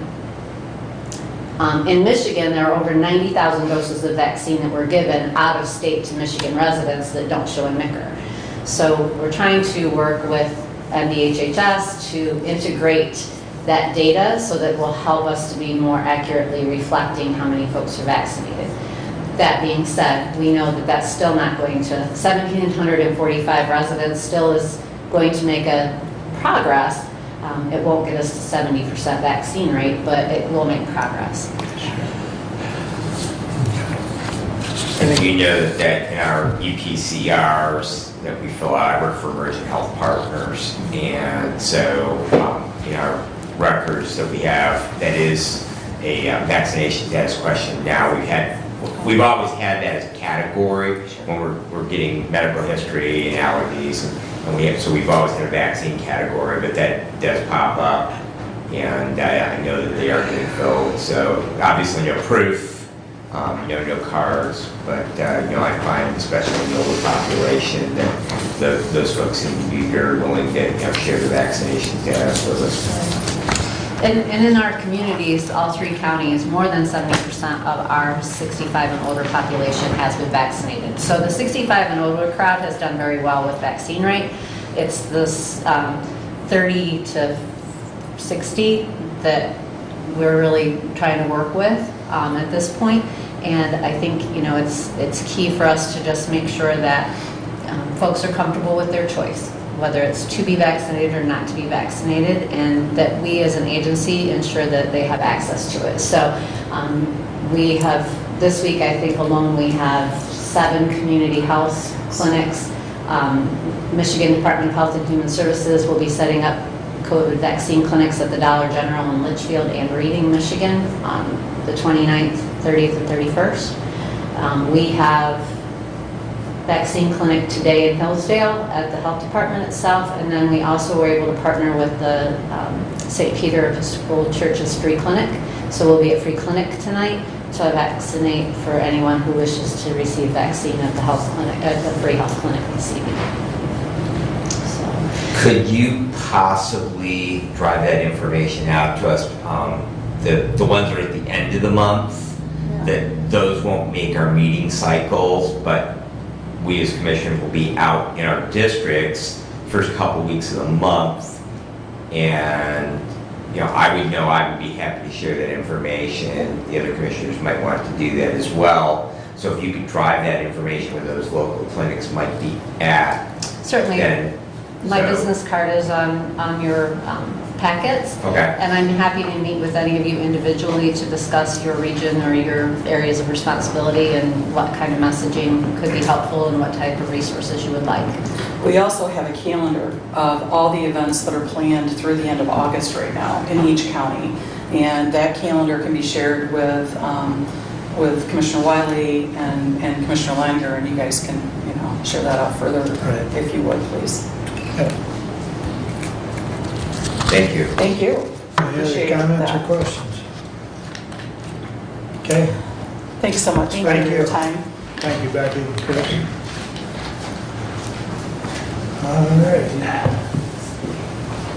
We'll jump to committee reports and keep moving. And Brad, you are first up. All right, well, we'll start right out with the action item. I have 21078. To the Honorable Board of Commissioners, we recommend accepting the proposal from Televate LLC in the amount of $28,969 to assist Hillsdale County with assessing the feasibility and expected costs to migrate the public safety communications operation to the Michigan Public Safety Communications System, the MPSCS, and to authorize the chairperson of the Board of Commissioners to sign the contract for the proposal. I would move for adoption. Hopefully, everyone has had an opportunity to look through that packet. Doug and I had an individual, or had the person who prepared it. He's the director of the company, Doug. I'm not sure exactly what his position was. But we did have a chance to meet with him last week, so we would need a support for my motion. I'll support. Who did? Thank you. Brent? Somebody did. I didn't hear. Doug, why don't you come forward, and since we have now introduced that, you can just kind of maybe give them the cliff notes and answer any questions that they might have in regards with. Certainly, sir, and good morning, everyone. Morning, Doug. As you know, this potential move to 800 megahertz is a major, major project. It's very important, but it's also very important that we do it correctly. And I mean correctly on several different fronts. Number one in most of our minds is not overspending what we have to spend to go there. But at the same time, providing a system that works, that'll meet the needs of all of our first responders. To that end, we're looking for, at your direction, but I agree with that, a non-vendor consultant. The major vendors that make these radios will be more than happy to do this for us. They may have a vested interest, however. So this company called Televate and Dominic Arcuri does not represent any particular company or brand, but he does come highly recommended from at least 3 other counties. He's worked for more than that, but I've only talked to 3 that believe he's honest and does a good job. He, with his proposal that I believe you've had an opportunity to review, will lead us through the process based on his experience, but I think importantly as well, he in his proposal says he will have sessions where he'll talk to the first responders, police, fire, and EMS, the actual users, potential users of the system, to make sure that what we're getting will meet their need. And that's most important, because obviously if we believe what we have now, which is working, it's just not interoperable with the rest of the world anymore. But if we leave that and go to a system that doesn't work, that would be a big deal. So I believe that he will present us with a finished product after evaluating all of our current assets, communications-wise, after evaluating what our current system provides and what the first responders need, I was actually expecting the price to be a little higher than it is in this proposal, because it's a big deal. But I think part of the reason it's not as expensive as I thought it would be is because of his experience. I don't expect him to take any shortcuts, but I don't expect him to make any wasted effort either, because he knows where to go and what to do. But he's already quite a bit here in the state, which helps as well. In fact, that's why he stopped to visit with us Friday. He was already passing through and just had an afternoon and thought he'd drive down and talk to us.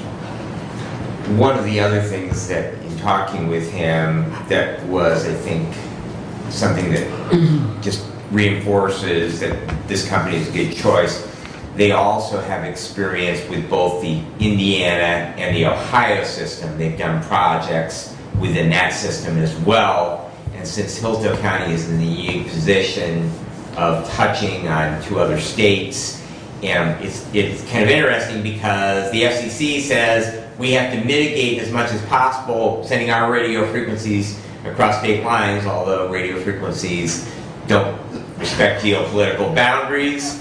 That we do have to take that into consideration in designing the system. However, they do have experience with interfacing with those other systems, which, although they use frequencies in the 700 and 800 megahertz bandwidth, they are different systems. So it's nice to have an individual who has worked within them and has knowledge of them and doesn't have to learn as they go. Exactly, a very good point. In the old days of analog radio systems, which we still use, you give me your frequency, I give you mine, we program in, we talk to each other, it's easy. With the digital systems, it doesn't work that way. They've actually got to be compatible or figure a workaround so that we can talk to them and they can talk to us. And he's, as you mentioned, has experience in those other systems.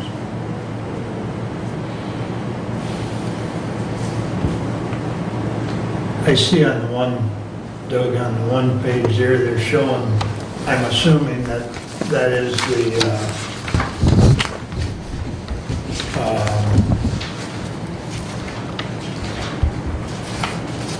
recommendation for 5 towers. Is that, am I interpreting that correctly? That's just the, Preliminary. yeah, Okay. yeah.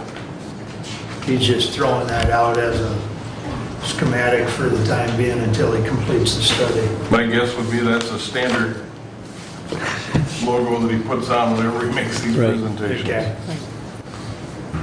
No, they're not. We've talked extensively on the phone about what we have and where we're at, what we're trying to do, but to my knowledge, they've not even loaded the county database into their software system to find out where the hills and dales are that would lead to the types of towers that we need. Right. Okay. Well, hopefully he can figure out how to navigate all the hills and dales. Well, as I've often said, FM radio signals don't travel well through dirt, so Yeah. we've got to work that out. Yeah. Okay. Okay, Doug. Yes, I have a question. On the study, the estimated hours of the project, in the chart says 156 hours to accomplish the study. Is there a timeline on when the study occurs? I believe it Like also start to says finish. somewhere in there that he wants to do about 51 days or something like Right, that. the start and finish date, I wondered. That's to be established after. After we approve it first. Right. Yeah. Right. He's made no commitment, except he wants to get started as well, so. And as far as paying for it, we do have a resolution coming up further on to take care of what we believe will be the county's portion of that, and Mr. Sanford has to get approval from his board for the 911 department to be able to pay a portion of that expenditure as well. Yes. So we appreciate him taking that to So, them for their consideration to help fund the study. and that board was receptive to the idea, so. We had a preliminary discussion in our meeting last week. Unfortunately, our question to the state office as to allowability had not been answered at the time of our meeting. It has now been answered.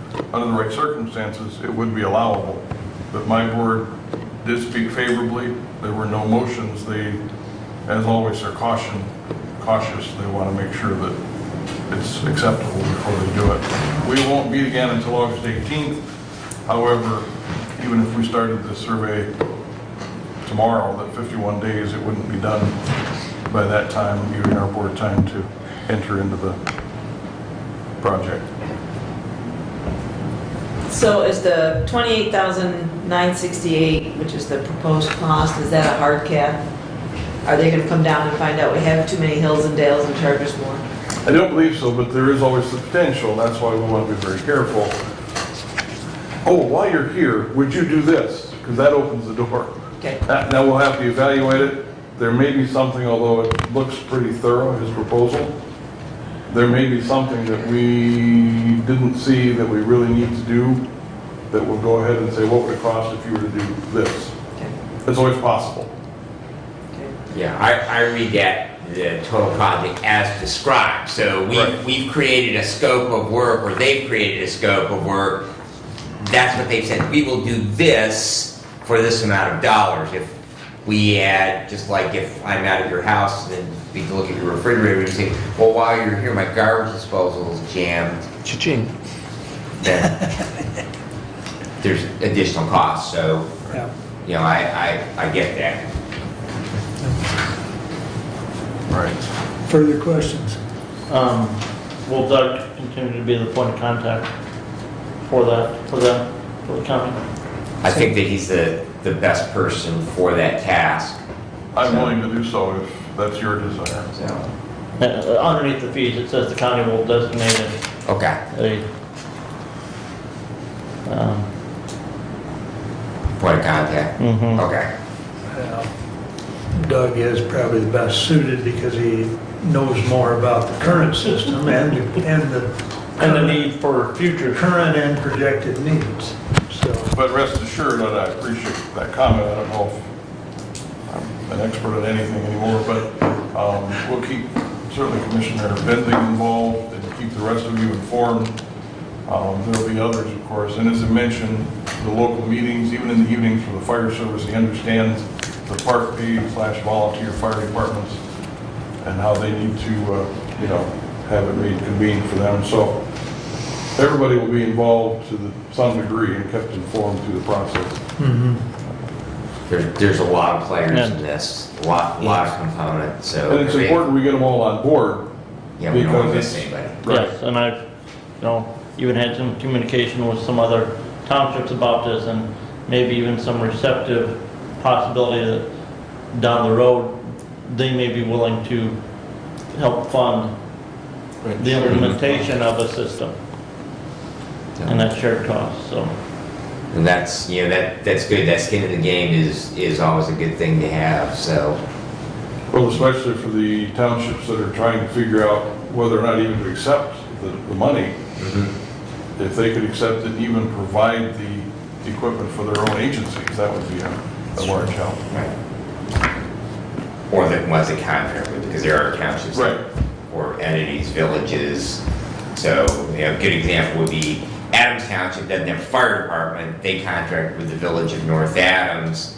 Fayette Township doesn't have a fire department. They contract with the city of Jonesville. Cambria and Wheatland, there's Right, several. yeah, they have multiple contracts, so, that, if they're, looking for, I know that's been one of the discussions, is we're not even sure that we have ways of expending it, so that might be a venue. And I certainly don't want to go around with my hand out saying, we're spending this money for you, but if they want to contribute, that would be, make the project that much more affordable for everybody. And you're speaking of those funds coming from the state, going to the various townships that are COVID relief monies. For the county, they call it ARPA funds, American Rescue Plan funds, but for the counties, it funnels down through the state. It's still, I think, American Rescue Plan funds, but it's being funneled down through the state, and the townships had to ask for that right. by the Yes, end by of July. today. Is Close it? business today. Right. Today. So, just kind of as clarification is what funds you were referring to, I think those are the funds. Of course, it all hinges on the discussion you had with the auditor about Correct. allowability. Yep. Right. Well, I think in MTA webinar, they had fire townships with fire departments, and it really didn't matter whether it was radios or what. Right. It was equipment. Mhm. Those dollars could be used, so any township, and the way I interpret that, and maybe I'm wrong, but if they're contracting the service, they could still use that money for the My counsel, of course, would be to check the legal counsel, but I would contract to buy over and above what their current contract does. I would create a separate contract for that, but yeah, that probably would be allowable.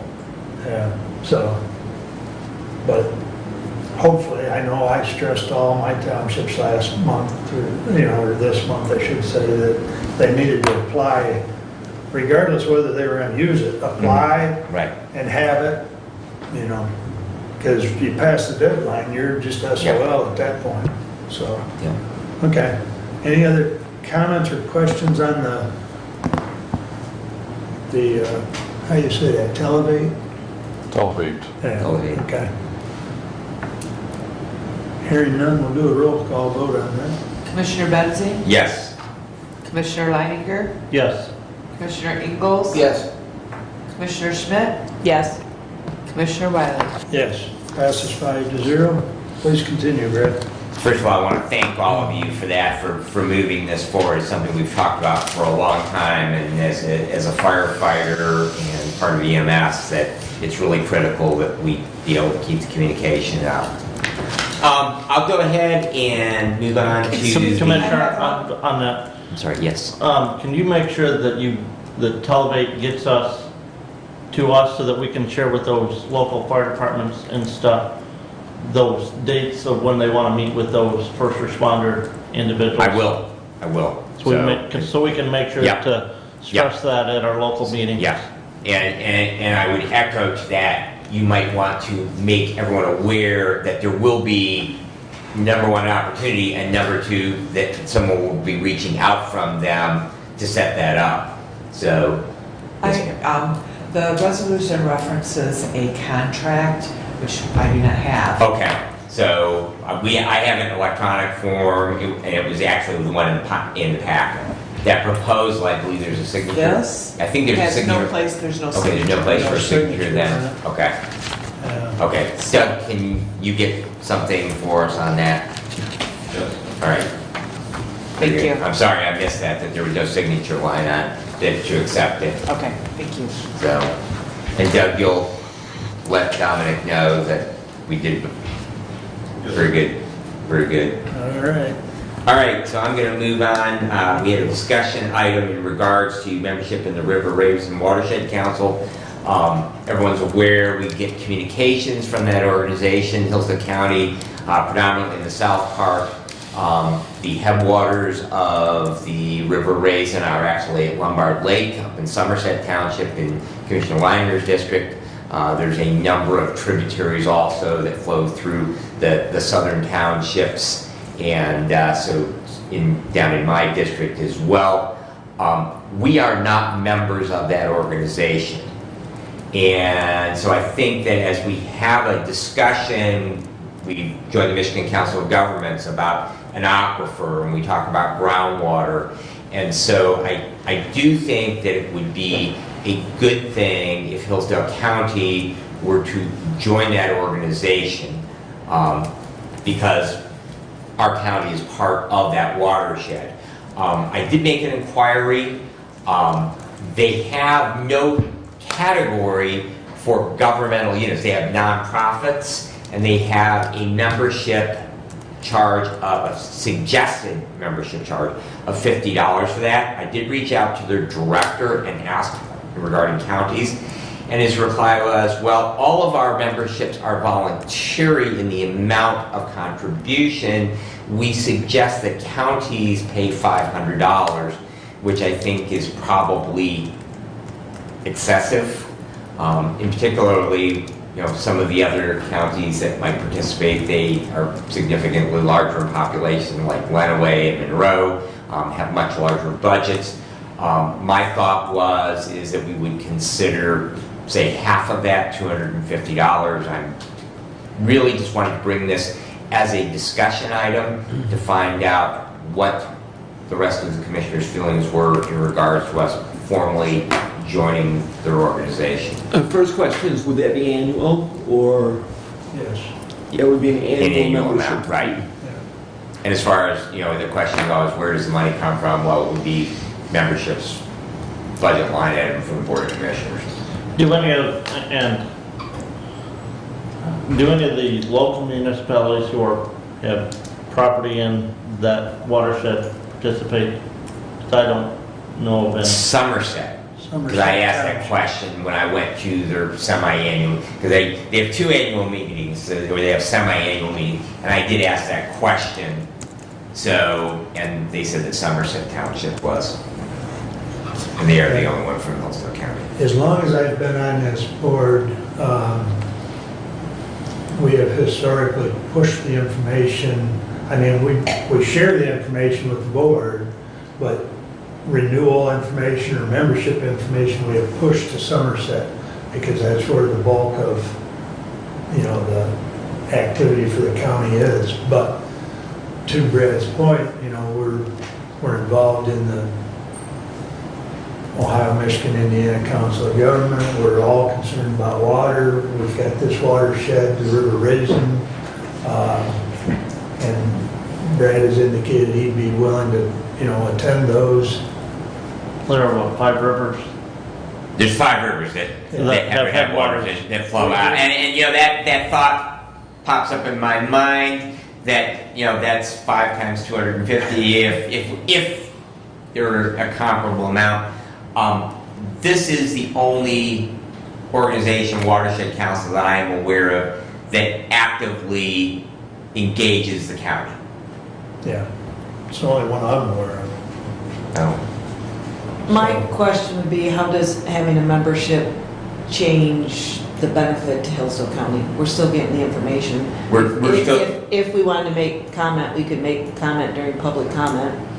Well, they're not a public body, so Correct.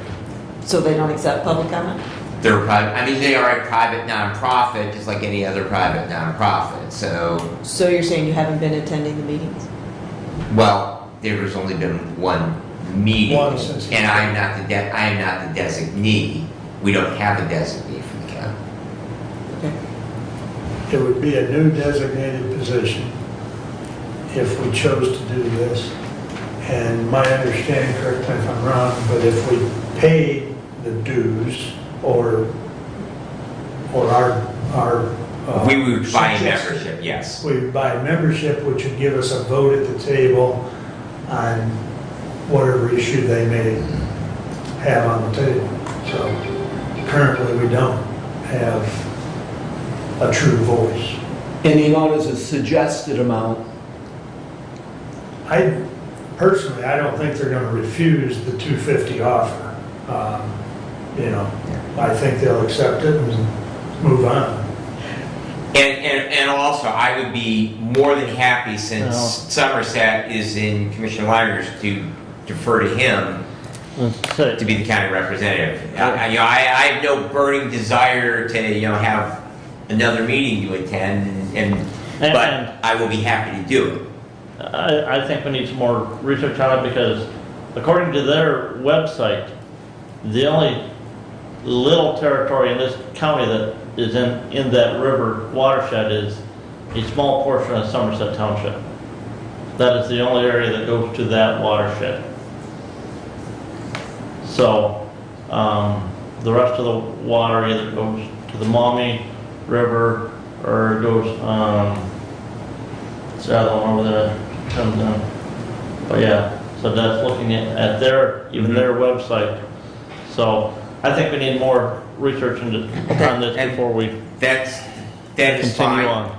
So And that's why it's a discussion item. right, exactly why I didn't make a motion that we do it. Right. So So you and Brad can do a little more research and bring it back again. How's that? And inform us of the more information. So I'd be happy to reach out to the director, see if they would be willing to, come do a commission meeting and address the board on the subject. That would be fine. So- I'd be open to that. They have been here before. It's been a while, but they have been here. So, Okay. yeah, we could certainly work them in sometime, we're in a Okay. month or so ahead. Does Somerset Township currently pay for a membership? Well, they are a member, so I would assume that. I'd be curious what they pay for their So- membership as well. Can you find that out, Brent? I will ask, yes. Thank you. Okay, All right. very good. Very good. Moving along. Moving along. So the County Ambulance Association did meet on July the 13th. They were a week late in that. They did have a lengthy discussion on transfers. Most of it was very negative. However, the big issue continues to be personnel levels. Addison would be happy to do it if they're on the transfer schedule. Somerset is on the transfer schedule. But the problem remains of having the crews available to do it, because if they only have one crew on and they send a crew on a transfer to Kalamazoo, they have no ambulance in the county for 4 hours. So that means then, so that's Somerset that does that, then it means that one of our other ambulance agencies has to backfill, cover that area. So that continues to be a consistent problem, and it goes back to that we are 500 paramedics short in Michigan right now, and we're only adding a couple hundred a year. So just like everywhere else, you heard Sue Smith this morning talk about lack of employees, and EMS is no different. Well, if I may, Brad. Certainly. One of our RUs, and I'm going to pick on them because it was their selling point Right. or talking point when the ambulance millage was being voted on, was that they were going to bring on more staff. Now, I concur with your comment about, the state as a whole being short, but has RAU, I guess my question is have they added any staff, or have they basically maintained? Well, we see those reports every quarter, Right. and that they are staying pretty consistent. Right. So they add personnel and they lose personnel. So, That's a problem for every yeah. agency, every employer right now is. Right. Yep. I mean, I can pull up our schedule, and we have, lots of, they're held for full time in our schedule for the next shift bid, this start next month. Very good. So, Thank you. moving on, there will be a meeting regarding behavioral transfers. The last time it was strictly with Lifeways and the providers that were willing to do transfers. And that was basically everyone but Hudson. Hudson is steadfast that they only do e-calls. They only do e-calls in their own service area. They only do e-calls, 911 calls in the areas that they contract with in Hillsdale County. So they were not asked to participate in that because they have no willingness to do transfers whatsoever. But there is a second meeting that is currently now trying to be scheduled. There were some dates sent out in August, and that will also include the hospital this time, and so we will continue. We are actually having discussions, so that's positive. The Medical Control Authority did meet. We meet quarterly. This was the first meeting that we had in person in over a year. I did present on the topic of leave behind naloxone or Narcan. If a person has overdosed on an opioid, whether that be a natural opioid such as heroin or fentanyl, or synthetic ones. There are synthetic ones out there. There are carfentanil, a number of other ones that are manufactured in laboratories. What it does is it removes the receptor sites, and so it doesn't make the opioid go away. It just simply stops the receptor sites in their cells where it's taken up, and so therefore they start breathing again, because one of the things is it depresses respiratory response. They quit breathing, so respiratory arrest leads to cardiac arrest, and they die.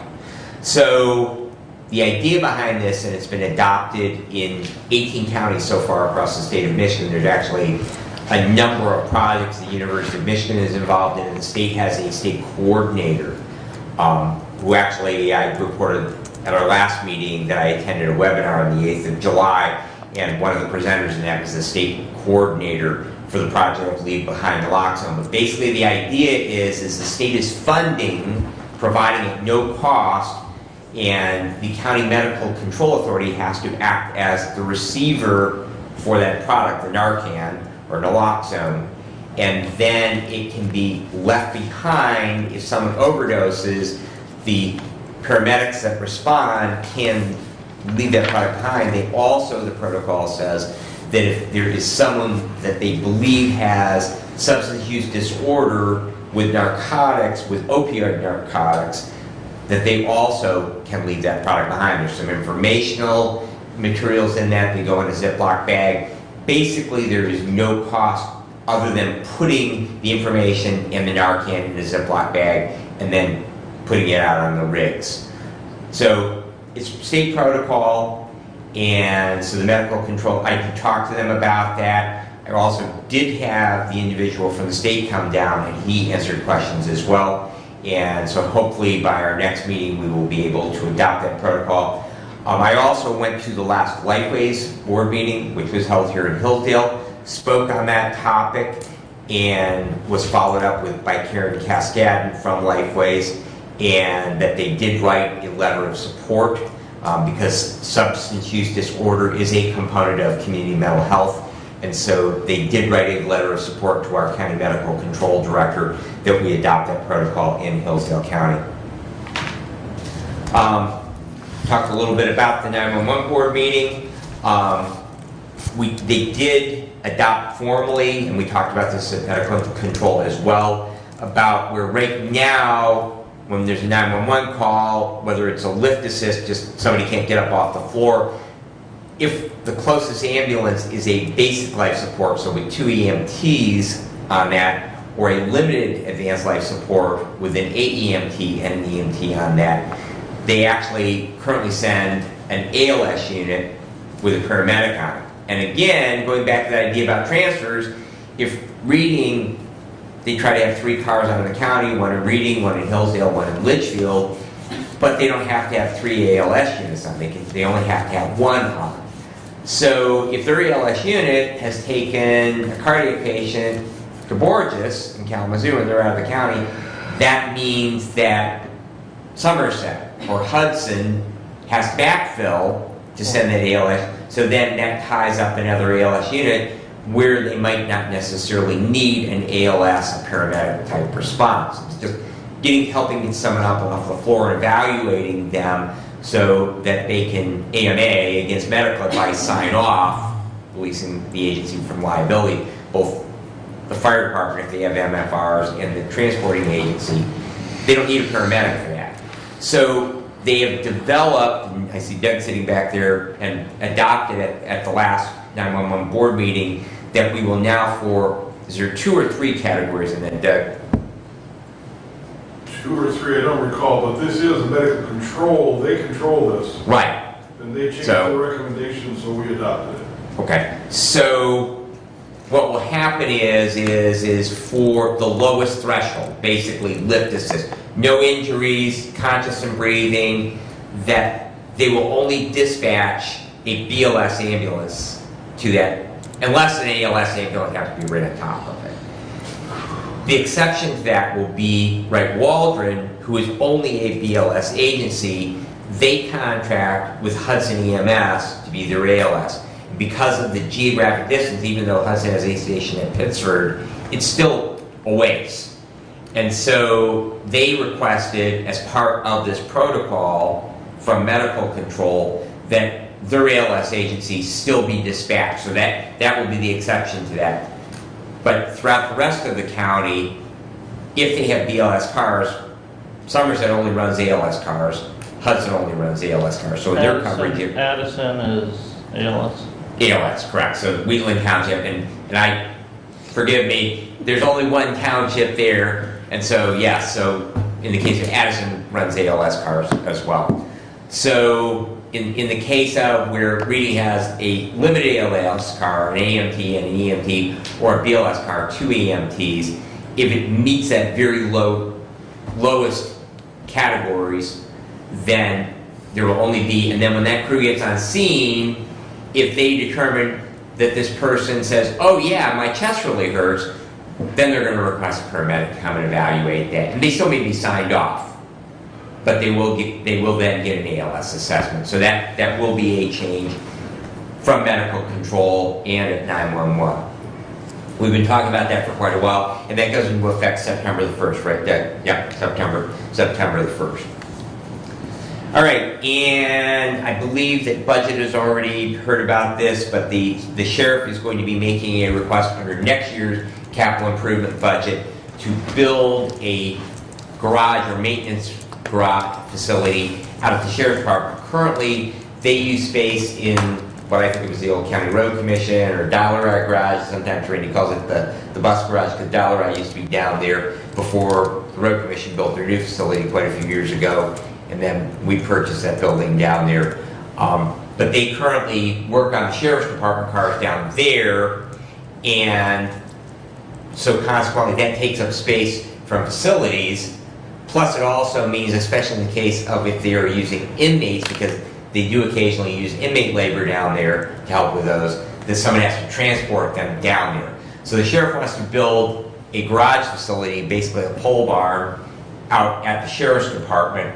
And he also wants to do some fencing out there. And so when he talked to myself and Commissioner Wiley about that, we both told him that that needed to be a budget request under next year's capital improvement budget. But do look for that to be coming in that budget request. And we will have a county security meeting on July the 30th. So that will be this Friday, and Doug will be there for facilities as well as myself. And that concludes my report, unless there are questions. Questions for Bert? Hearing none. Thank you. Thank you. Doug, you're up. First up, we have a technology update, and our IT director, department head, Dave Holcomb's here and has a short or long presentation for us. David? I wouldn't call it a presentation. Okay, well. You have the podium. Yeah, lovely. Several of us have been talking about the whole broadband issue in the county that was particularly acute during the whole pandemic. And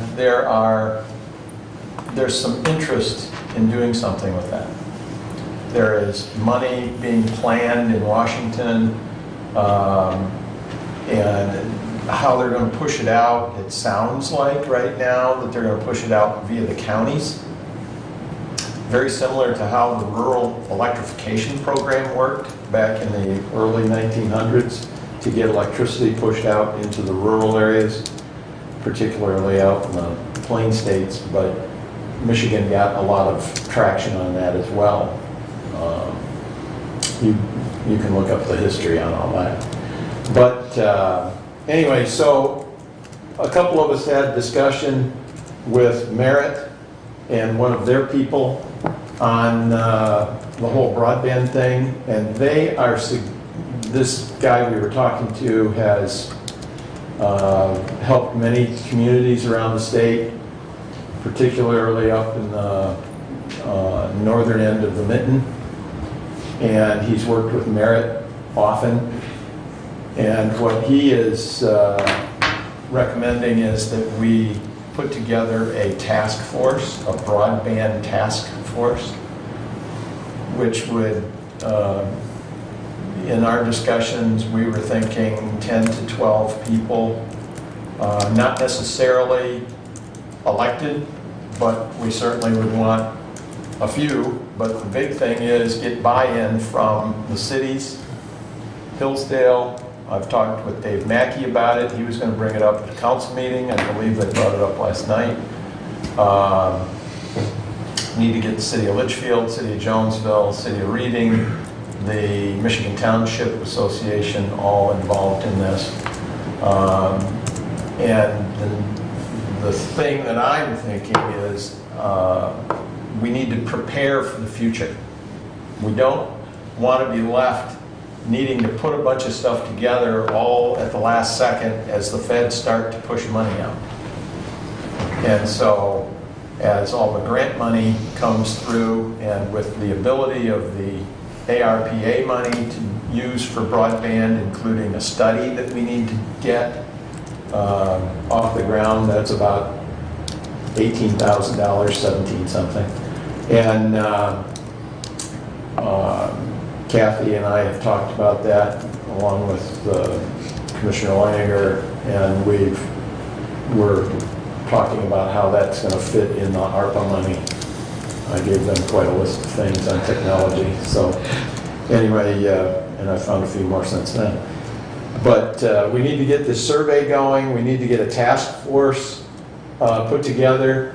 And I'm not asking for anything to be done necessarily today, but I'd like to get you warmed up to the idea that at some point, the county would appoint this task force. And probably a couple of us that have been talking together will come back with some recommendations as to the who would be on it. And then we'd have the chair appoint those people, and we'd have these people run with the ball.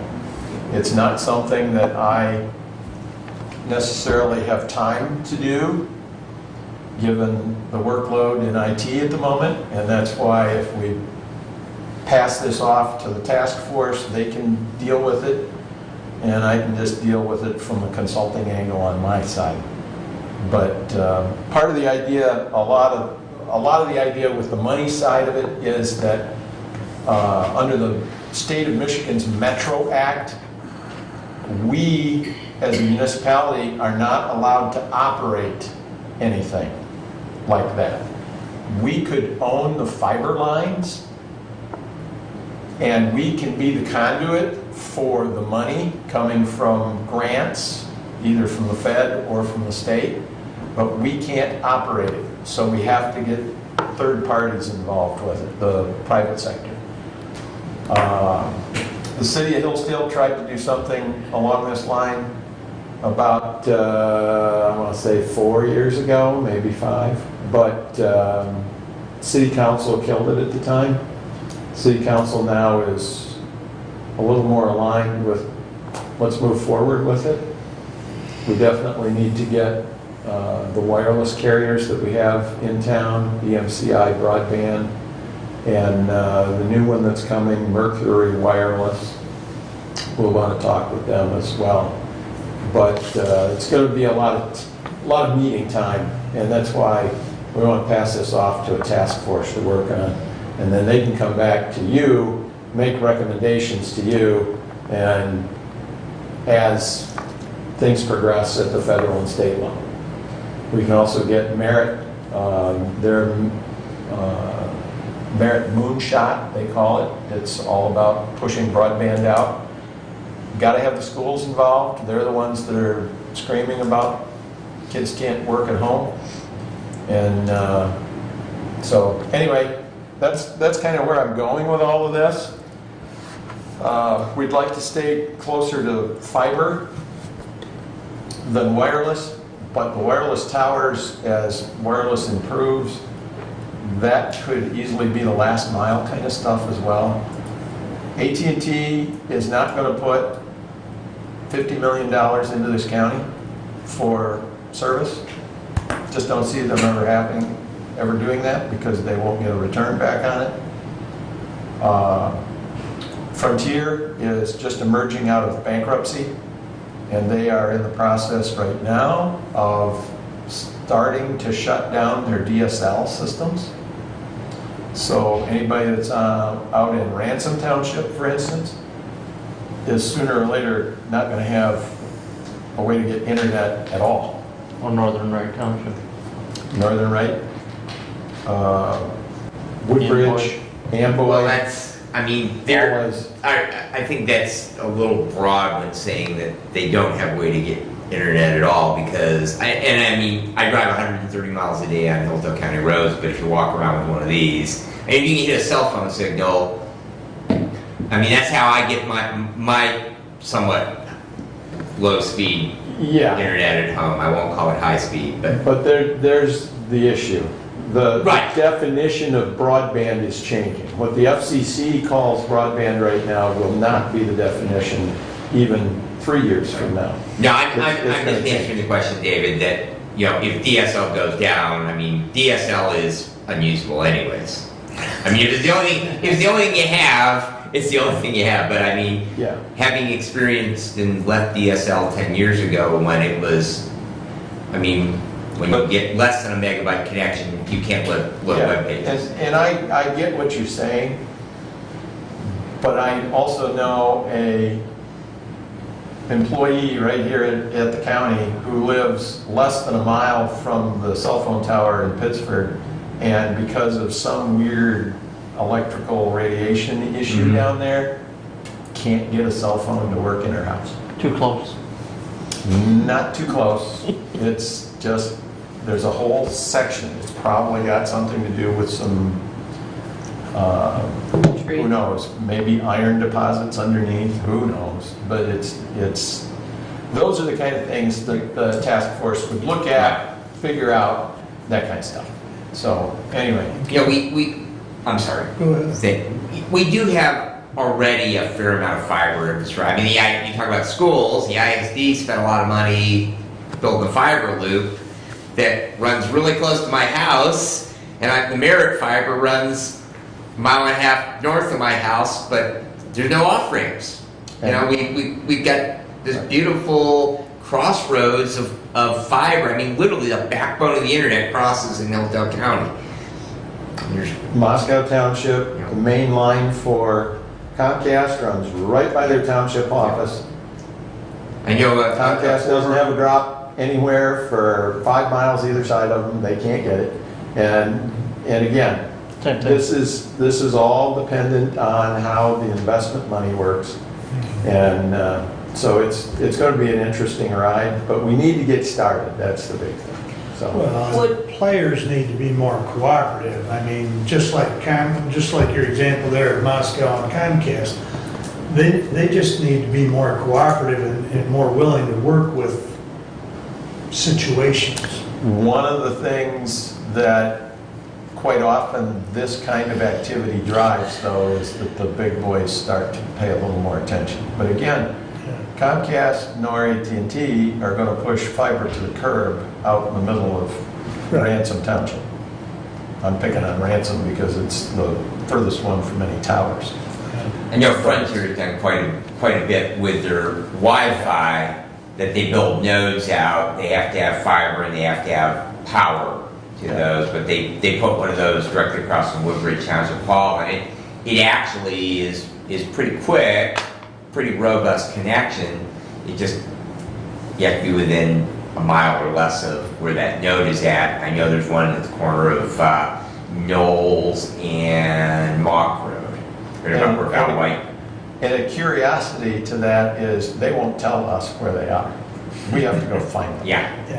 They call it a proprietary design, and they won't tell us anything. And Who is they? Frontier. Frontier, Comcast. Comcast, Spectrum, they all have their own little fiefdoms. Okay. You had a comment or a question, Kevin?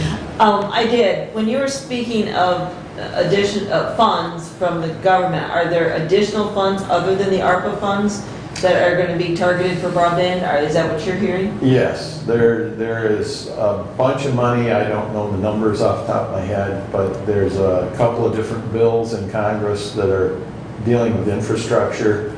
A lot of this broadband stuff is getting piggybacked onto things like roads and bridges. So just like with the ARPA money, spend it all on COVID, but you can also spend it on this stuff. Right. And so I don't want, nor will I ever have anything to do with Washington.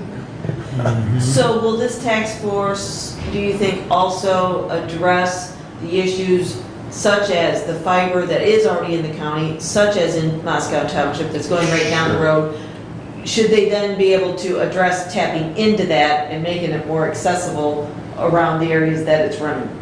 Assuming that the large Wall Street corporations would be willing to have discussions on that, yes.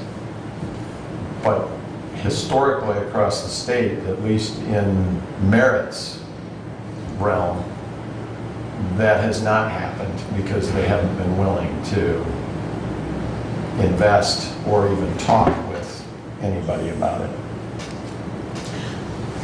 So I guess But my theoretically, it works. question would be this.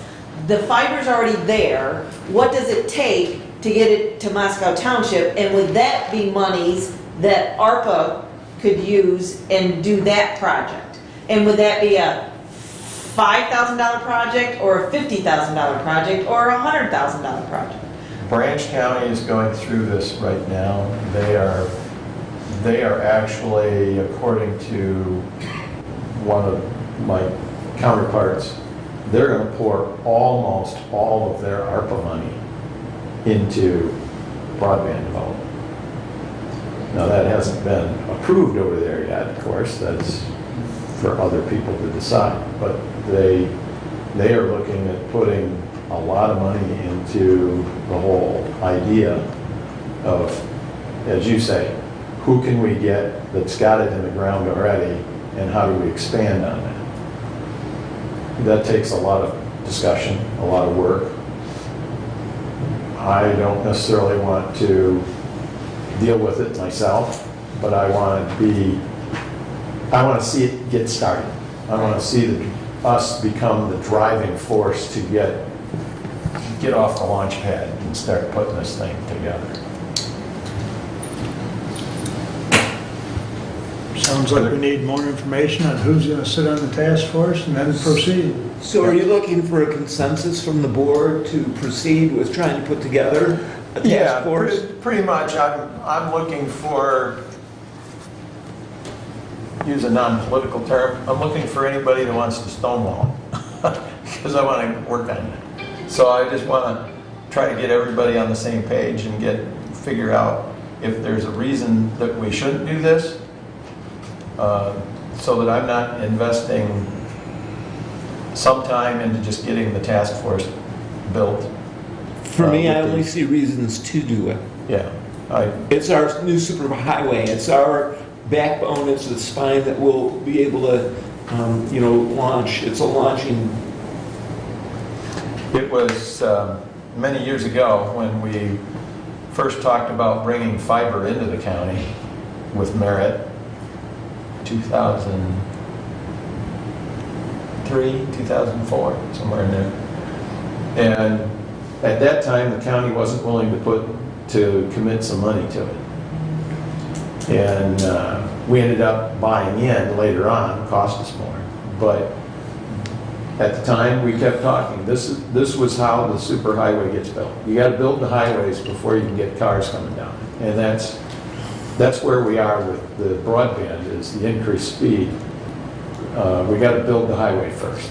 And that means getting fiber in the ground, working with the MCI and all the rest of them to figure out where we're going, where we're going to put towers, where we're going to lay cable. And then we start building the money. And if we get money, great. If we don't, some people are out some time, and that's about it. Since we have some new commissioners,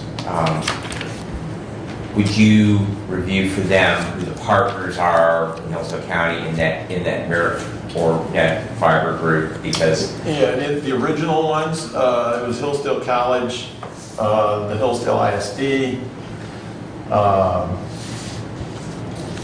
The meetings that we had early on, we had the hospital there, we had the county me there, we had the city, we had had Jonesville there, we had a lot of the people that were looking for economic growth in the future, hoping that this was going to spur it a little bit.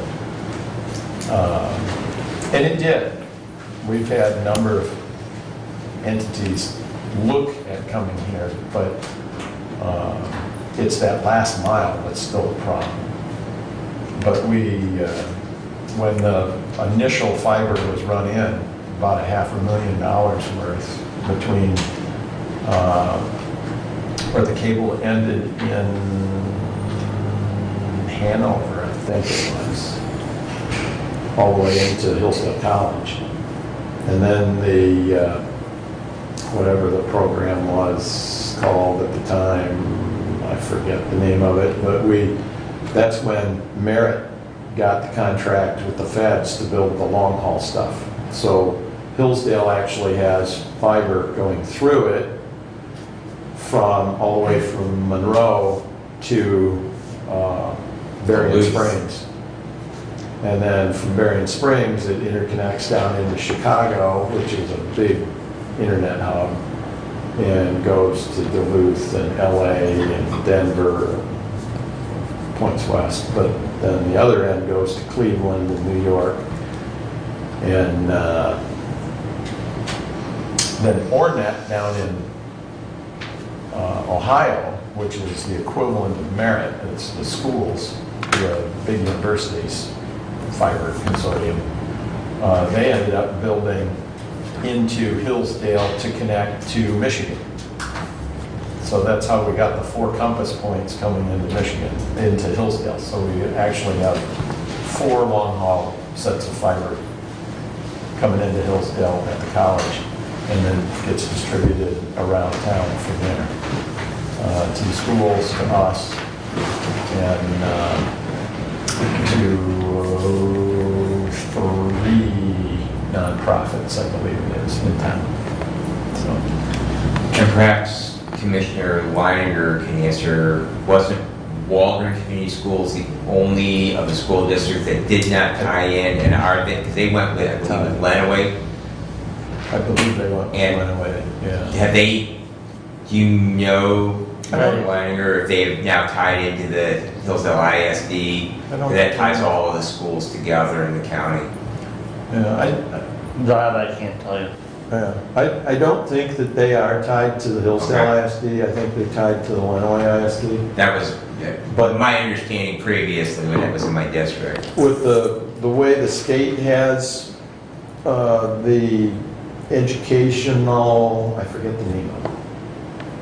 It starts with an S, but they put together a fiber deal across the entire state for the local schools, which kind of paralleled what the ISDs were doing, curiously, but they've leveraged all that ISD fiber around the state, especially up in the UP, and it's all tied in together now, so really every school building in Michigan is tied to the state's education network through fiber right now. But that doesn't do anything for the kids trying to do stuff at home, and they drive in into a parking lot. We have the possibility right now, using some grants through Cisco via Merit, we could outfit our parking lots with wireless and make it so that they were hot spots for people to come in and do their work here. But and that was all promulgated through the pandemic stuff. Cisco was a big promoter of that, but we didn't move forward with it primarily because there were some technical issues on the back end that were going to become money monsters. So I would say my preference would be to move forward on this, come back with a proposal as to who that would be and the funding mechanism, meaning I think the funding mechanism is going to be ARPA money, because I think that would probably qualify under ARPA. I think we got to make sure that it does, but what kind of dollars are we talking if we propose this task force? That would all be the task force job. I mean, this is going to be a non-paid. Well, no. The seed money for the task force, because I'm assuming the task force is not going to be free. Yeah, they're going to have to meet and figure out what they want. Okay. I am still promoting that we get the survey started and get that done. Okay, Because once that window slams shut on us, if we don't have that survey, right, we're going to be left in the cold. right, right. But as far as what all the task force is going to need for money, that's going to have to be up to them once they get organized and once we get the people picked out to be involved. Well, unless someone's opposed, I concur with Kathy, sometime here in the next 2 or 3 meetings, if you can get a list of names to us, and we'll appoint the task force and... That's the goal. Yep, I think that's a good plan, unless Okay. someone's opposed to... And we can, I just want to make sure we can appoint the task force without having to know what kind of dollars we're committing, because I assume if we don't want to commit to dollars, it just disbands and we move forward. Okay. And again, we've got ARPA funds, and I think that this is a good use of some of those funds to kind of get the groundwork is what does Hillsdale County need? And if it's anything like the 800 megahertz cell phone towers, we're talking $30,000 to kind of get that study done and moving forward, so. I think the big thing is just to get everybody starting to talk about it. Right. And start moving us into the 21st century. At least. Since we're 20 years in now. All right? Very good. Thank you very much. Thank you. Thanks, Dave. All right, Doug. To continue, next up we have Resolution 21-077, and there is a small correction, a typo at the bottom on my signature line. It says finance, it should say facilities. And I talked with Jody and we can easily fix that. That works. So to continue, 21-077, after hours access policy, rescinding resolution 09-035, July 27, 2021, to the Honorable Board of Commissioners. Whereas the Hillsdale County Board of Commissioners deems a policy change to be in the best interest of all concerned. And whereas the change is based in part on recommendations formulated by facilities and public safety committees regarding an after-hours access policy for the courthouse, courthouse annex, and the county office building. Now therefore be it resolved that the Hillsdale County Board of Commissioners enacts an after-hours access policy for the Hillsdale County Courthouse, courthouse annex, and the county office building outside of the daily business hours of 8:30 a.m. to 5 p.m. After 5 p.m. and before 7 a.m., Monday through Friday, these buildings shall not be open to any private organization, political action group, or private citizen. The use of the courthouse, courthouse annex, and the county office building during the hours not included in the normal business day will be strictly limited to county business, including but not limited to special meetings or hearings, court business, or election day results, and any such special use shall be established by department heads or members of the Board of Commissioners. All such uses shall be scheduled through County Facilities Director or their designee. Respectfully submitted and so moved to accept, Chair Doug Ingles. Support. Moved and supported. Any discussion? Hearing none, all those in favor signify by saying aye. Aye. Opposed, same sign. What did I do? Oh, nothing, absolutely nothing. She's laughing at me, I can tell. I don't know why, but she... All right, Okay. resolution passes. Let me find my new spot. Parks Trustees Meeting Update. In front of you, I handed this morning the financial analysis of the actual cash revenues and expenditures. This is a relatively new form that I learned about from the Parks Trustees. And this is the May version.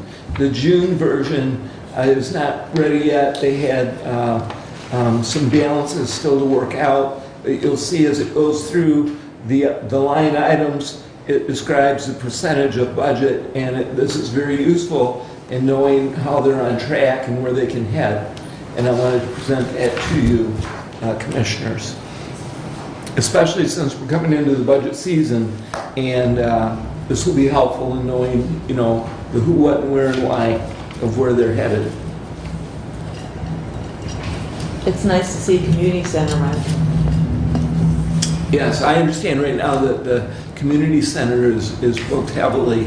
And in fact, they're having to really work around the cleaning schedule to make it so that a Saturday night event cleans up and is then ready for a Sunday morning. Good.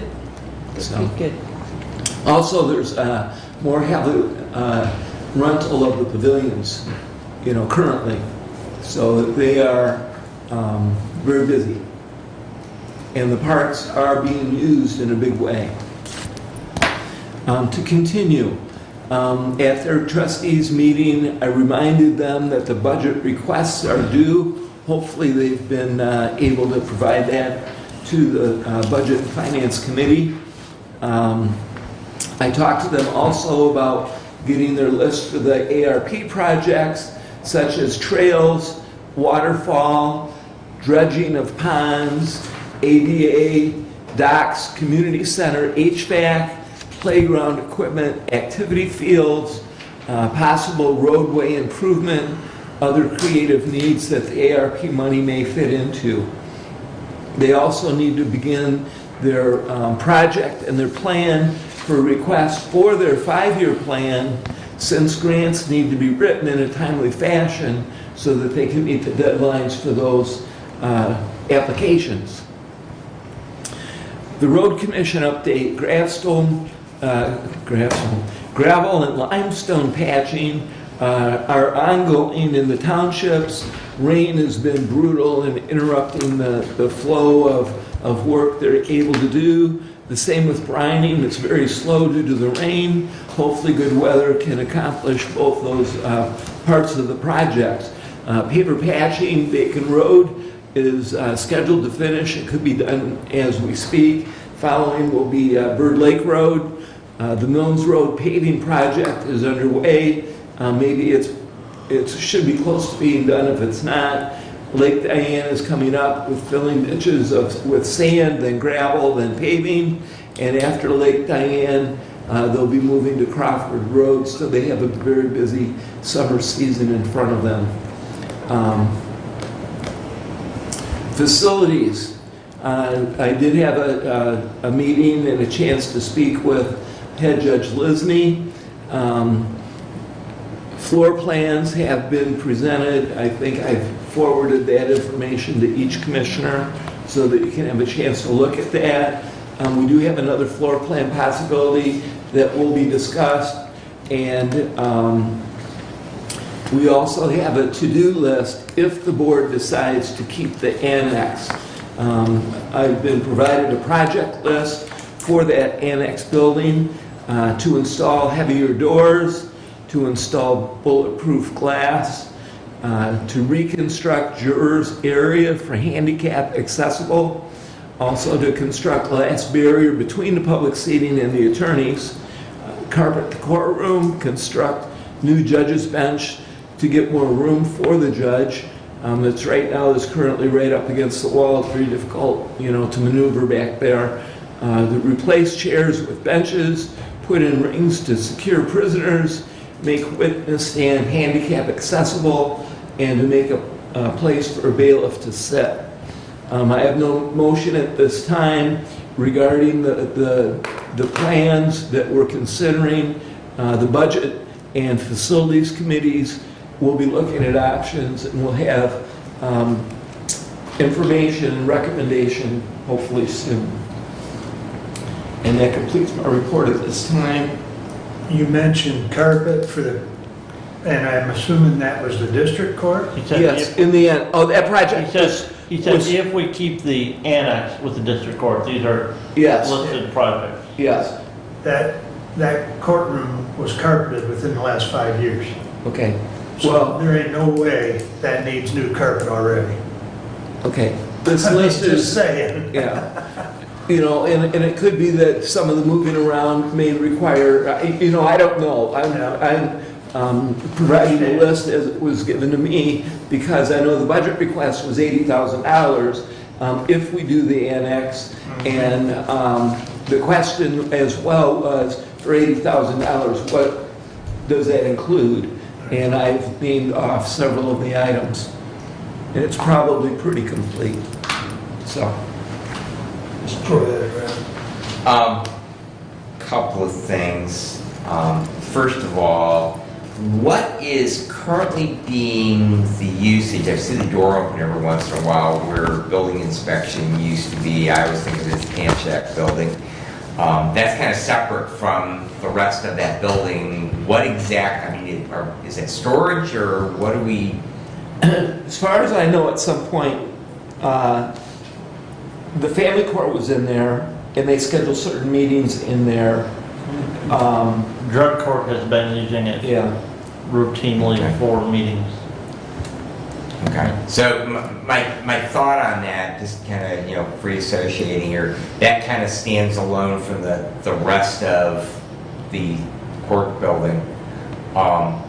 Perhaps then, if those things could go to the upstairs, like where Veterans Affairs used to be, and I have not walked through that section of the building upstairs. Other than there is there's storage still utilized in the basement, and I do believe there's still a bunch of county treasurer's tax roll records over there. There are still some county clerk records over there, I do believe. And the only way to access those records, or that section, is through that old inspection. Right, but that may be some of the coming and going I've seen. When you open the doors and there's an outside. Oh, there's also doors? Yeah. So, and the reason why, this kind of just comes to me is that, maybe that as we're not having a plan for that space, that we think about maybe we want to make it vacant so that we could find a tenant to go in there so we can recognize some income from it. In my conversations with head Judge Lisney, she has interested parties that are court-related for the upstairs as well, in mind. And As long as they're paying clients. yeah. So Yeah, we don't know the I guess answer. That's the point, though, is because we have that space just sitting there, and we're at least somewhat marginally climate controlling it. It's an ongoing expense, and Yes. it would because it's separate. You don't have to go through the lobby of the district court or up the stairway, which then has access the back way into the district court area. It just seems like that, if we're looking at possibly finding tenants, that might be a good one. The other comment that I have is as we're looking at this floor plans, possible ideas, I would strongly encourage that as part of the process that we not replicate the mistakes from previous in not getting some professional expertise. We basically hired an architectural firm after we said we take a wall out over there in that building, and then the architectural firm said that ain't gonna work. So it seems to me that it would make sense before we set on any definitive plan that we go back to perhaps one of those two firms, whichever one that maybe we like the best, and get at least them to review what we're going to do and make sure that it's feasible and there might be a much less expensive way to do something. Right, and even before we do that, this board needs to decide if that's the direction we want to go. And if we don't want to go that way, then... Right, well, I think that's applicable to the historic courthouse, though. I'm really speaking more to that building than I am the district court building, because that could be a clean canvas there. That's not so much an issue as that big rock pile in the center of town. Right.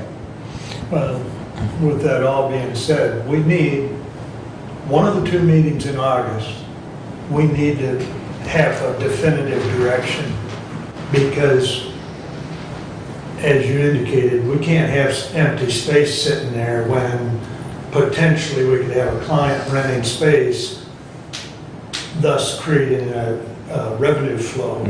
So we've got to get off ground zero, which we've been on. We're now. close, we're moving. We Yeah. are gathering, we're getting some good information. By the end of August, we need to have a positive direction. Or because- sooner. Or sooner, absolutely. So that would be my direction to you and whomever, but make it so. The other comment I want to share with you, Doug, I got a text on Saturday. There is a need, and I don't know who should be responsible, but since your facilities, I'll throw it to you. And there may need to be some collaboration between the organizers of the farmers market and facilities, but there needs to be some trash cans. Because there's getting to be more and more vendors that sell items that are consumed on the grounds, and what do you do with the wrappers? Or the napkins, or whatever, so. And they're currently not being charged, the vendors?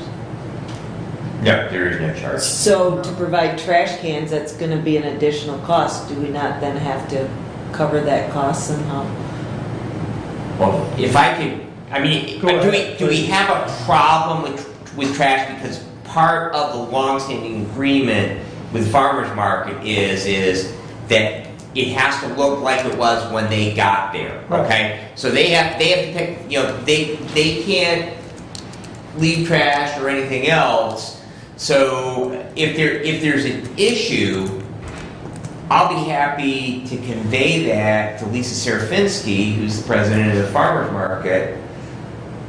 But as far as I'm aware of, that when they're done, Yeah. that the vendors all go through that parking lot and everything's picked up. So if you could help me understand what the issue is there an issue with trash being left in the parking lot? Well, I think the vendor that contacted me is concerned that we're on the cusp of a problem, because where do people dispose of that trash from the item they bought, they consumed it, now what do they do with the wrapper?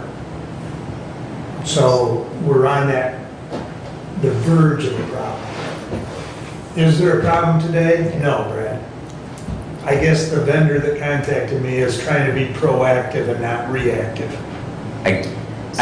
You know, and I just have to go back to, you know, my longstanding, I would suggest solving that problem should not be a county problem. That should be a farmer's market problem. Yeah. And so I think that, first of all, that vendor, the person they should have contacted was the leadership of the farmer's market, not the county.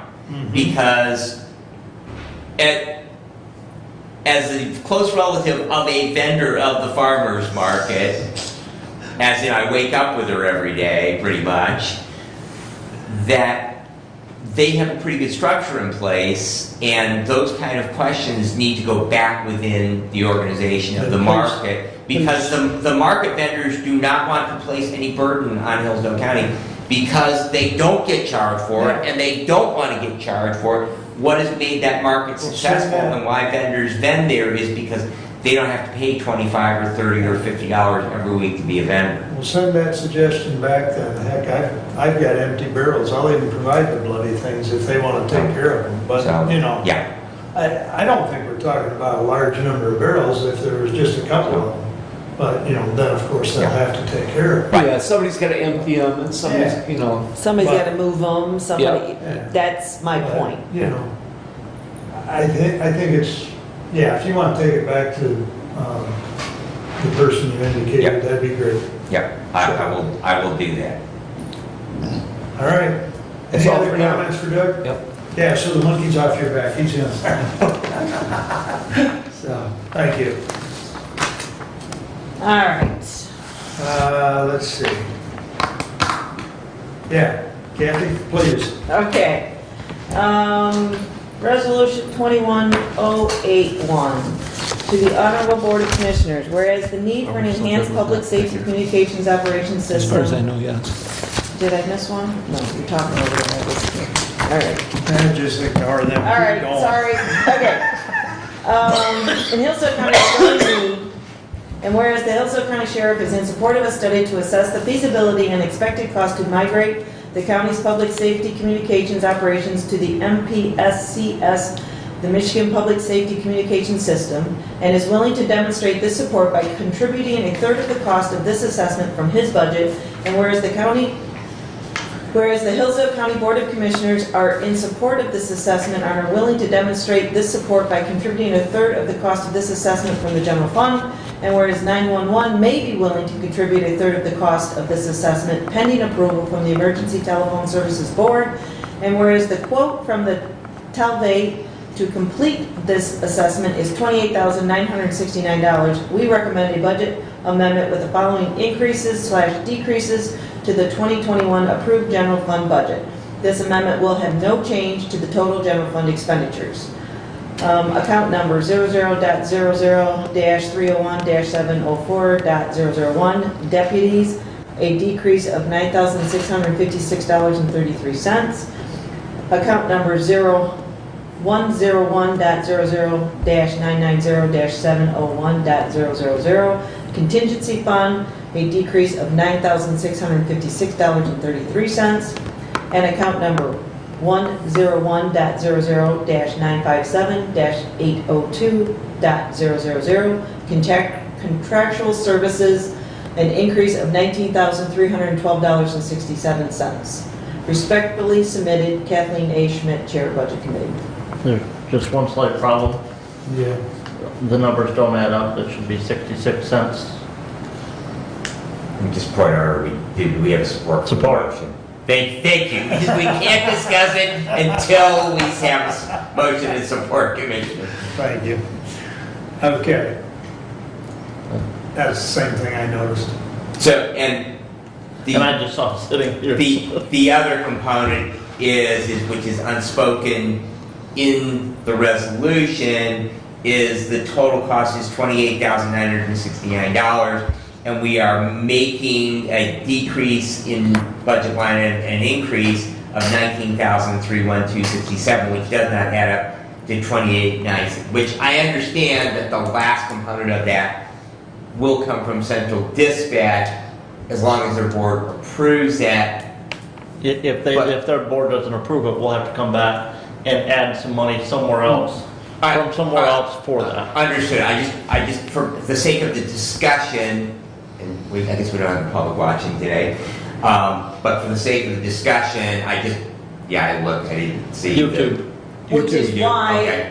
we know, Right. that's why we put in there, it's $28,969. We were actually talking with Doug Sanford the day that we were discussing this, the budget Right. committee, and his full intention is that they Right. will pass it, but there's no way we can make that appropriation or budget changes till after their board has acted. Understood. So therefore, to move this forward, that's why we're bringing this proposal today, which again, you know, we talked about and we already passed the contract to have it done, and it was kind of mentioned during that. So it's kind of, they went hand in hand, Right. but they're under two different. So that if Telvay requires a down payment in kind, we've got the We've got the funding money, yeah. there to do, Right. 2/3 of that cost theoretically. So and we'll let 911 pay the odd penny at the 6 cents. I'll correct. Julie will correct the math. on I'll that. throw in the pen. And so, aside from that, I think everybody understands it. Is there Yeah. further discussion? All in favor, signify by saying aye. Aye. Opposed? It passes. Thank you. Please continue. All right, resolution 21-082 to the Honorable Board of Commissioners. Whereas additional wages were budgeted as contract negotiations were ongoing in 2020, and whereas a portion of those additional wages were budgeted in excess, and whereas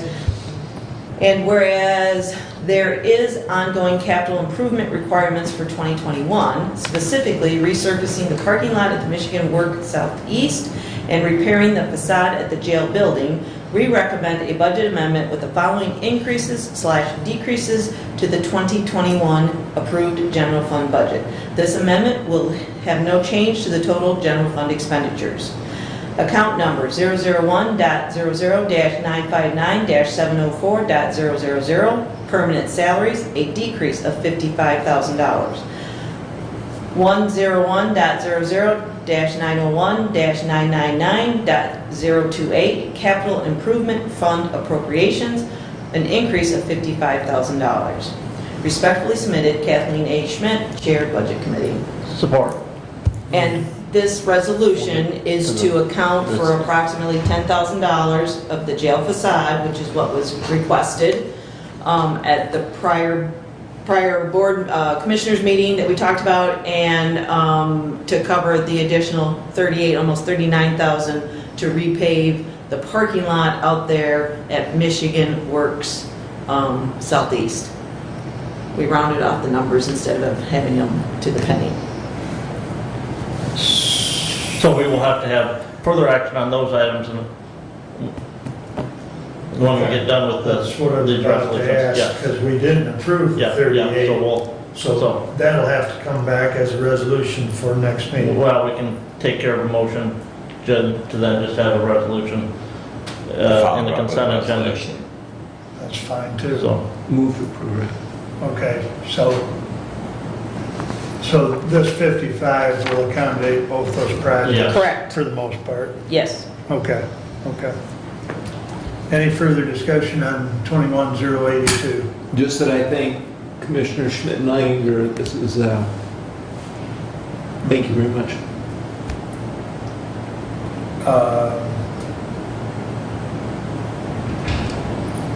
Someone will need, Doug, you need to get back to Folk Construction and tell them that they're not doing the work. then we did, well, yeah.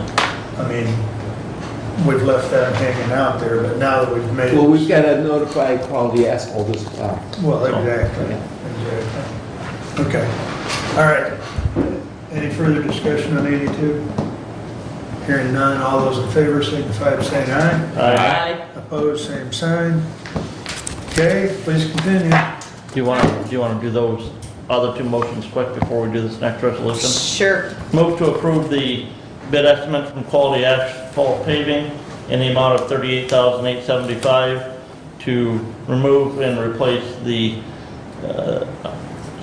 parking lot at the Michigan Works Southeast building. Can I get the dollar amount again, please? $38,875. Which is the option 2 on their estimate. Which I don't have right now. So. Yeah, would have been the last week, or last meeting. Support. Pretty straightforward, but is there discussion? Derek? Can you add that it would be paid out of the capital improvement fund? Paid out of the capital improvement fund. Thank you. Good point. My only discussion on that, I mentioned earlier I was at the Lifeways meeting and I kind of drove around the building there, and has there been any discussion about the Lifeways parking lot as well? Because it is degrading. I mean, it's not as bad because the water runs downhill. So the lower parking lot has taken a lot of that water flow down. But the Lifeways parking lot is not in stellar condition. Right.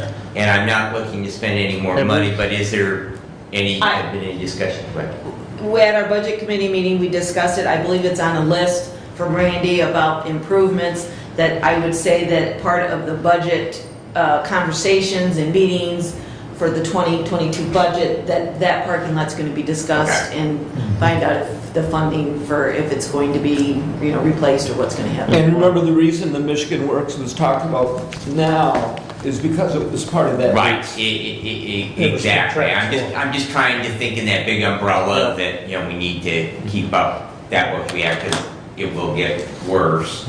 So I'm glad that that's got, and the rest of that is, it's gonna look a lot worse when we get the new parking lot down below. Well, it has the heavy traffic, if you recall the dumpsters up there. Yeah. And it needs to have, it's got to be structural. Yes. Supportive. Yep. Okay. Thank you, appreciate that. All right. Anything further on the motion at hand? The asphalt. All in favor, signify by saying aye. Aye. Opposed, same sign. That will be followed up with a resolution within consent agenda. Move to reject the bid estimate from Full Construction for the facade repair at the jail and instead authorize the Facilities Department to expend up to $10,000 from the capital improvement budget for replacement of that brick facade with steel at the Hillsdale County Jail. Support.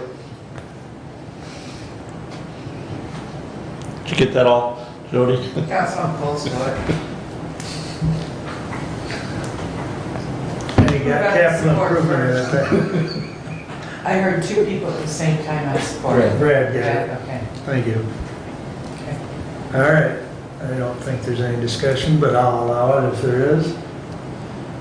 Okay, all in favor, signify by saying aye. Aye. Opposed, same sign. All right, that passes. Please continue, Kathy. All right, Resolution 21083, to the Honorable Board of Commissioners. Whereas screeners from the ADA Security, Inc. were in place in January of 2021, and whereas the contingency budget was increased to fund these additional screeners, and whereas the screeners were paid for out of the contractual services budget, we recommend a budget amendment with the following increases/decreases to the 2021 approved general fund budget. This amendment will have no change to the total general fund expenditures. Account number 101.00-957-802.013, contractual services other, an increase of $7,730. 101.00-990-701.000, contingency fund, a decrease of $7,730. Respectfully submitted, Kathleen A. Schmidt, Budget Chair. Support. Brett.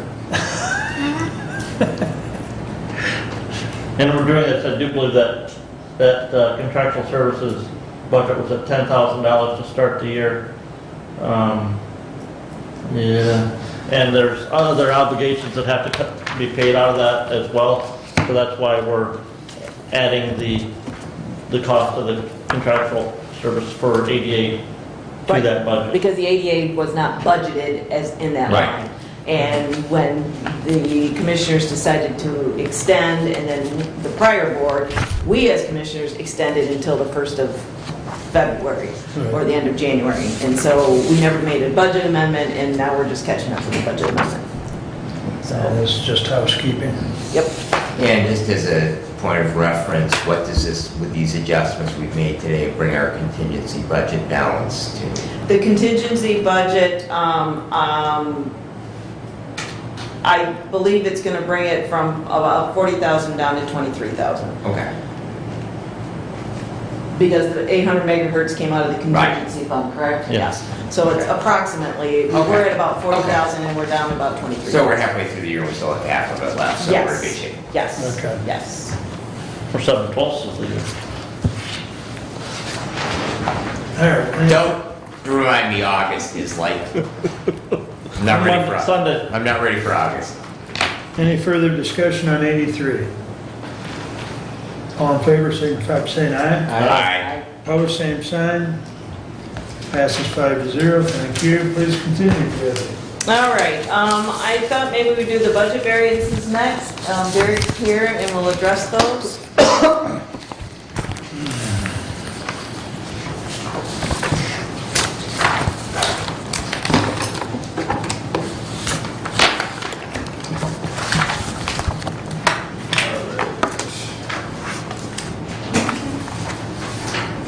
Good. Does anybody need a copy? I do, yeah.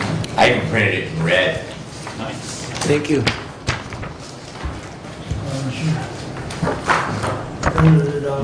I'll take a copy, Derek. I Some saw your email yesterday and I looked at it. slave labor camp somewhere, and I got they're making those thanks. undercard communities, and I'm trying to support them.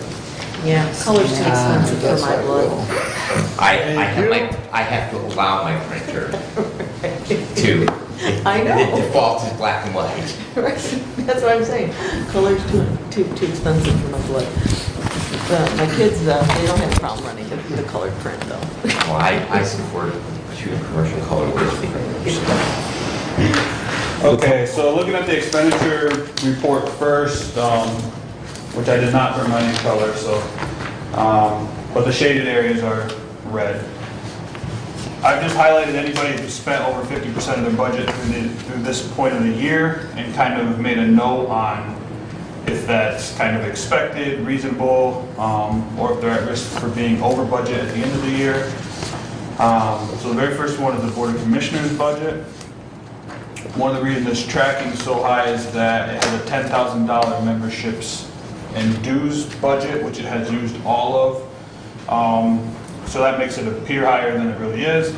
But that budget is also tracking high on committee work. Off the top of my head, I believe 7,500 was budgeted for committee work, and 6,000 or so has been expended to date. And that budget's pretty tight, so there's not a lot of room to make up for when line items do go over. So I would suspect it would require a budget amendment by the end of the year. Just kind of a heads up. But nothing, I don't think it'd be anything significant. Well, it'll be less than $5 grand, I would say. You could say that's significant. Jury board has used 100% of their postage budget, so they're really not at risk for going over budget. It's just because they load the postage meter all at once. IT has used 69% of its contractual and maintenance budget line items. Very similar thing, just a timing issue. Not really tracking to go over budget. The election budget, it might go over slightly, but anything that it goes over, we have pickup in revenue from that getting billed out to the jurisdictions. Building and grounds, the jail maintenance budgets are tracking quite a bit higher. One of the driving forces on that was Randy replaced 2 water heaters at the jail, which totaled around $8,000. Those weren't really budgeted for. And there was also an earlier expense this year for a jail gate. I believe that process actually started last year, but we didn't make the final payment until early this year. So those 2 items are kind of driving the jail maintenance to be higher. But I still am not sure if he will be over budget or not, because he does have some room in some other line items to kind of absorb that additional cost. The senior center building and the MCF building, so these budgets result as an accounting change, and Ken Talsman touched on it a little bit while he was here. It has to do with the Gatsby 84 change. We used to record the expense for utilities in a trust and agency account, and then bill MCF, bill senior center, bill health department, and they would pay us back. And all of that would get recorded in the trust and agency. Well, auditors say they don't want us to use the trust and agency accounts for that anymore. They want us to show the expense and the revenue in our budgets. So here you see the expense. I want to say that's 2 months worth, but I'm not positive. We bill that out to MCF and Health Department and Senior Center, and they reimburse us, and we'll see that reimbursement on the revenue side. So it's not really an increase in cost to the county, it's just an accounting change to where we're seeing that shown in our budget.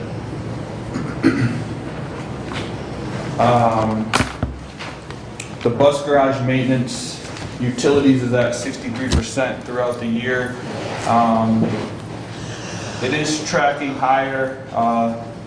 I think part of it was a missed accrual at the beginning of the year. And sometimes accruals get missed because the bills don't come in by February 28th.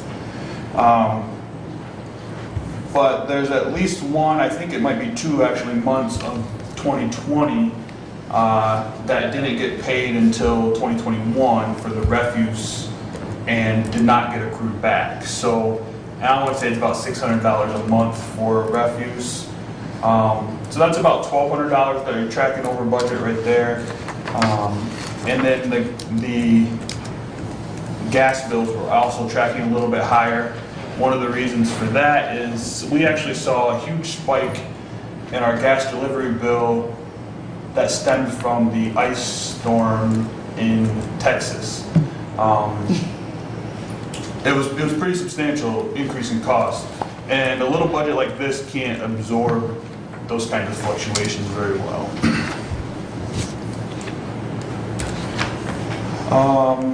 The county office building has used 100% of their repair budget. I think a lot of that has been the HVAC system. If there's no additional cost the rest of the year, they'll finish, that budget shouldn't be an issue. If there's something major, then it would be at risk to going over budget. And a lot of the ones at risk tend to be smaller budgets because they just don't have the room to absorb unplanned things. The road and traffic budget, it's tracking a little bit over. Part of that is because we are actually claiming reimbursement for something that we did not budget to get reimbursed for.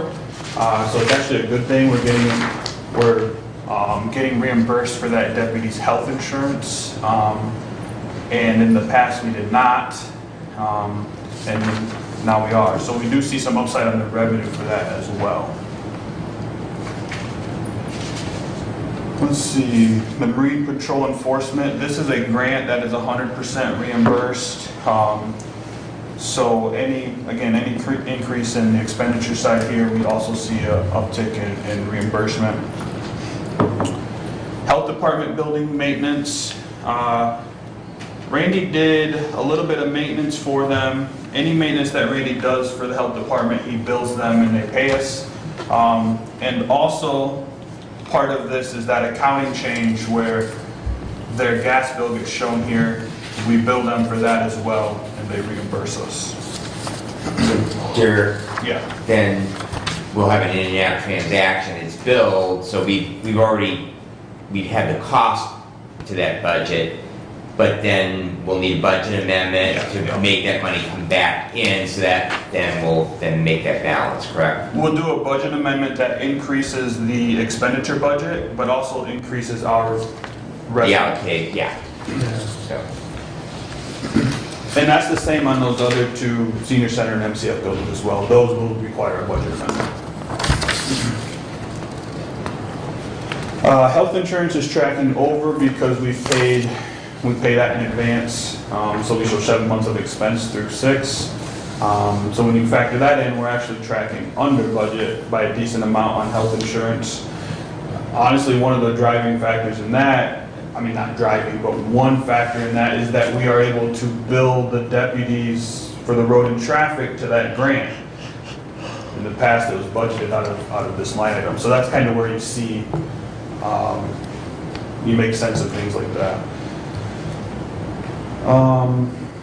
Miscellaneous, do you remember what I told you on Flags. Yes. Oh, and there's two things. Yes. Flags, I think I haven't seen the invoice yet.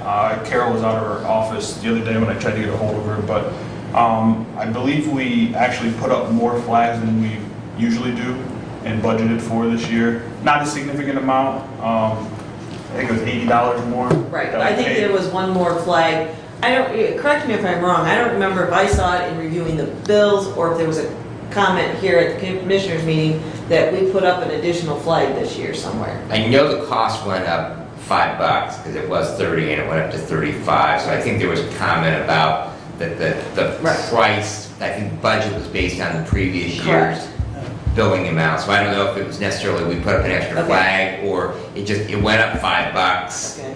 So that may, based on the number of flags, make the difference. That's my recollection. Okay. When Carol This gets is a price increase.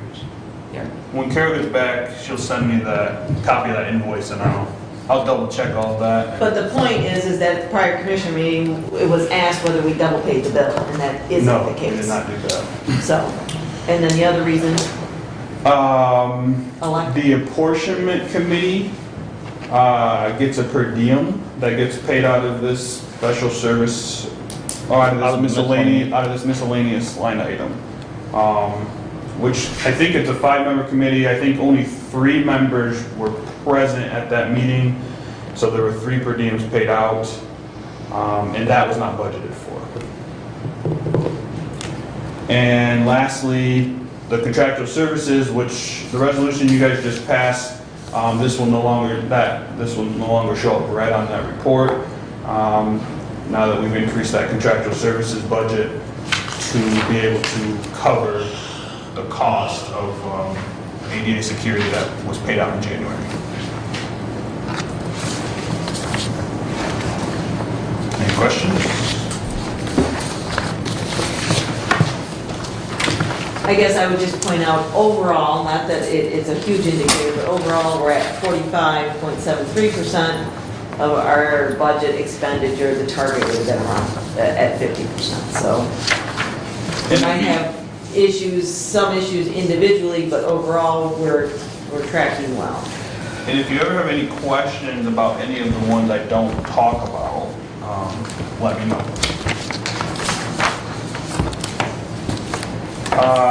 And then I'll just quickly go through the revenue change, or the revenue summary. It's very similar to the last quarter, or last month that I gave out.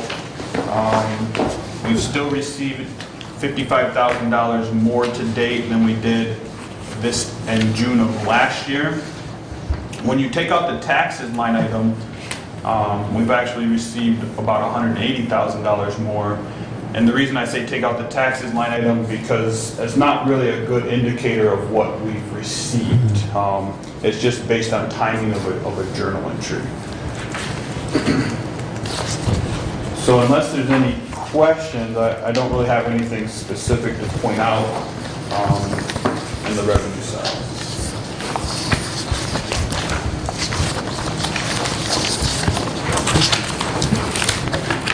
And then I also emailed to you the special revenue funds. If you have any questions on those, let me know. But I think they're fairly straightforward.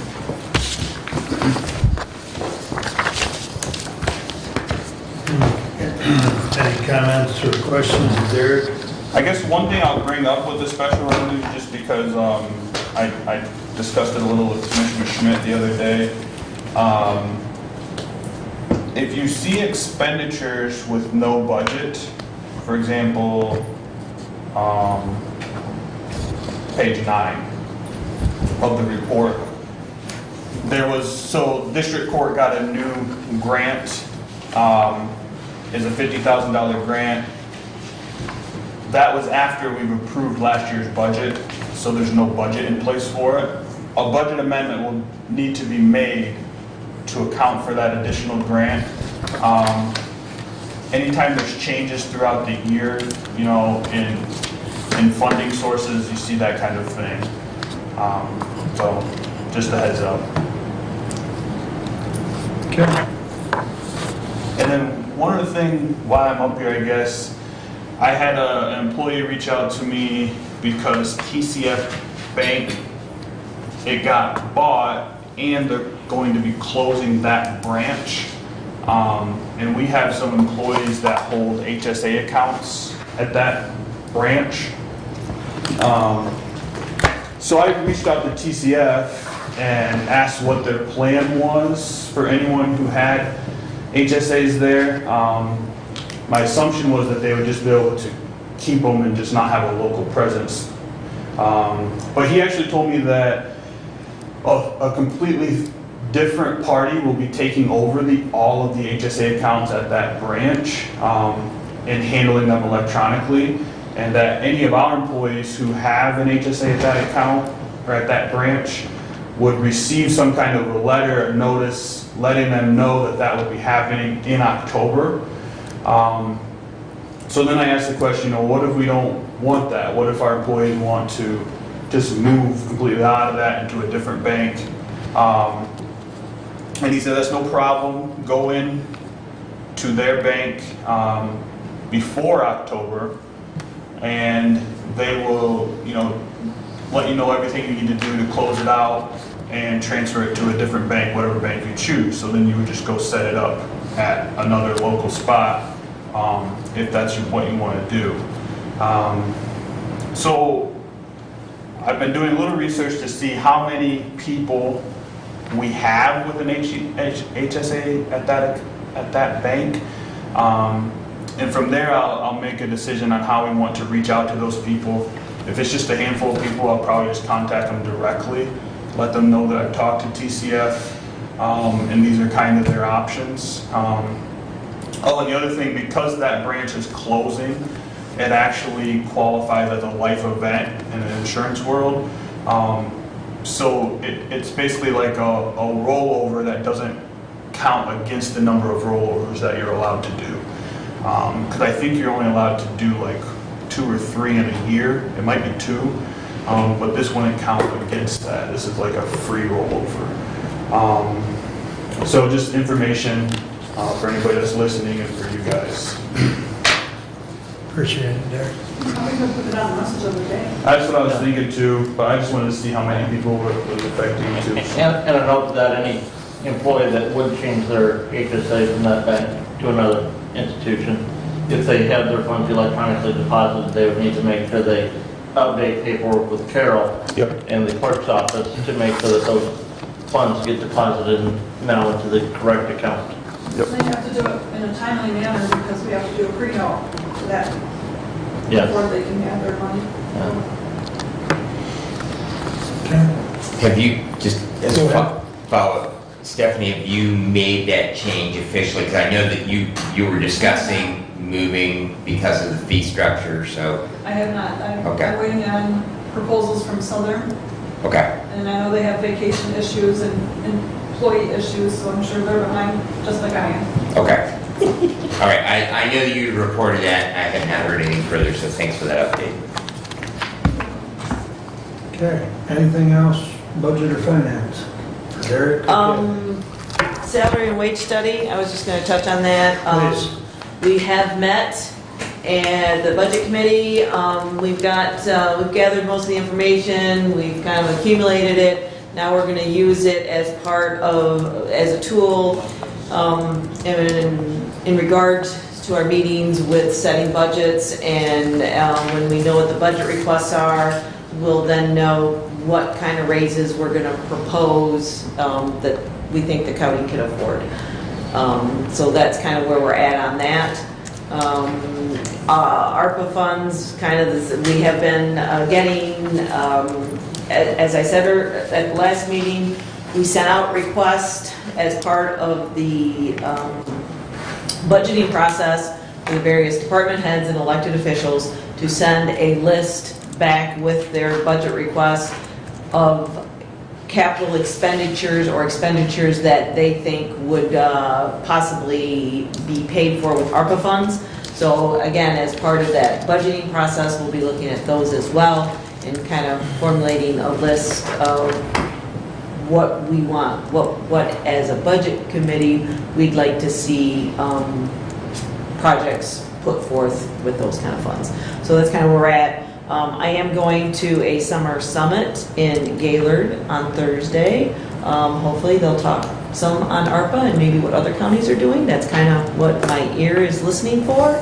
And I have also signed up for the annual conference in September on Magnet Island. So I've got that registration done as well. So other than that, I think that's all I have. Questions or comments? Did all the departments get their budget requests in? Are you short anybody? Most of them are in. I'm short 2 of them. Anything I need to do? No, I think we got it covered. I should have, I know of one should be coming today or tomorrow, Okay, and I'm still working on the other one. okay.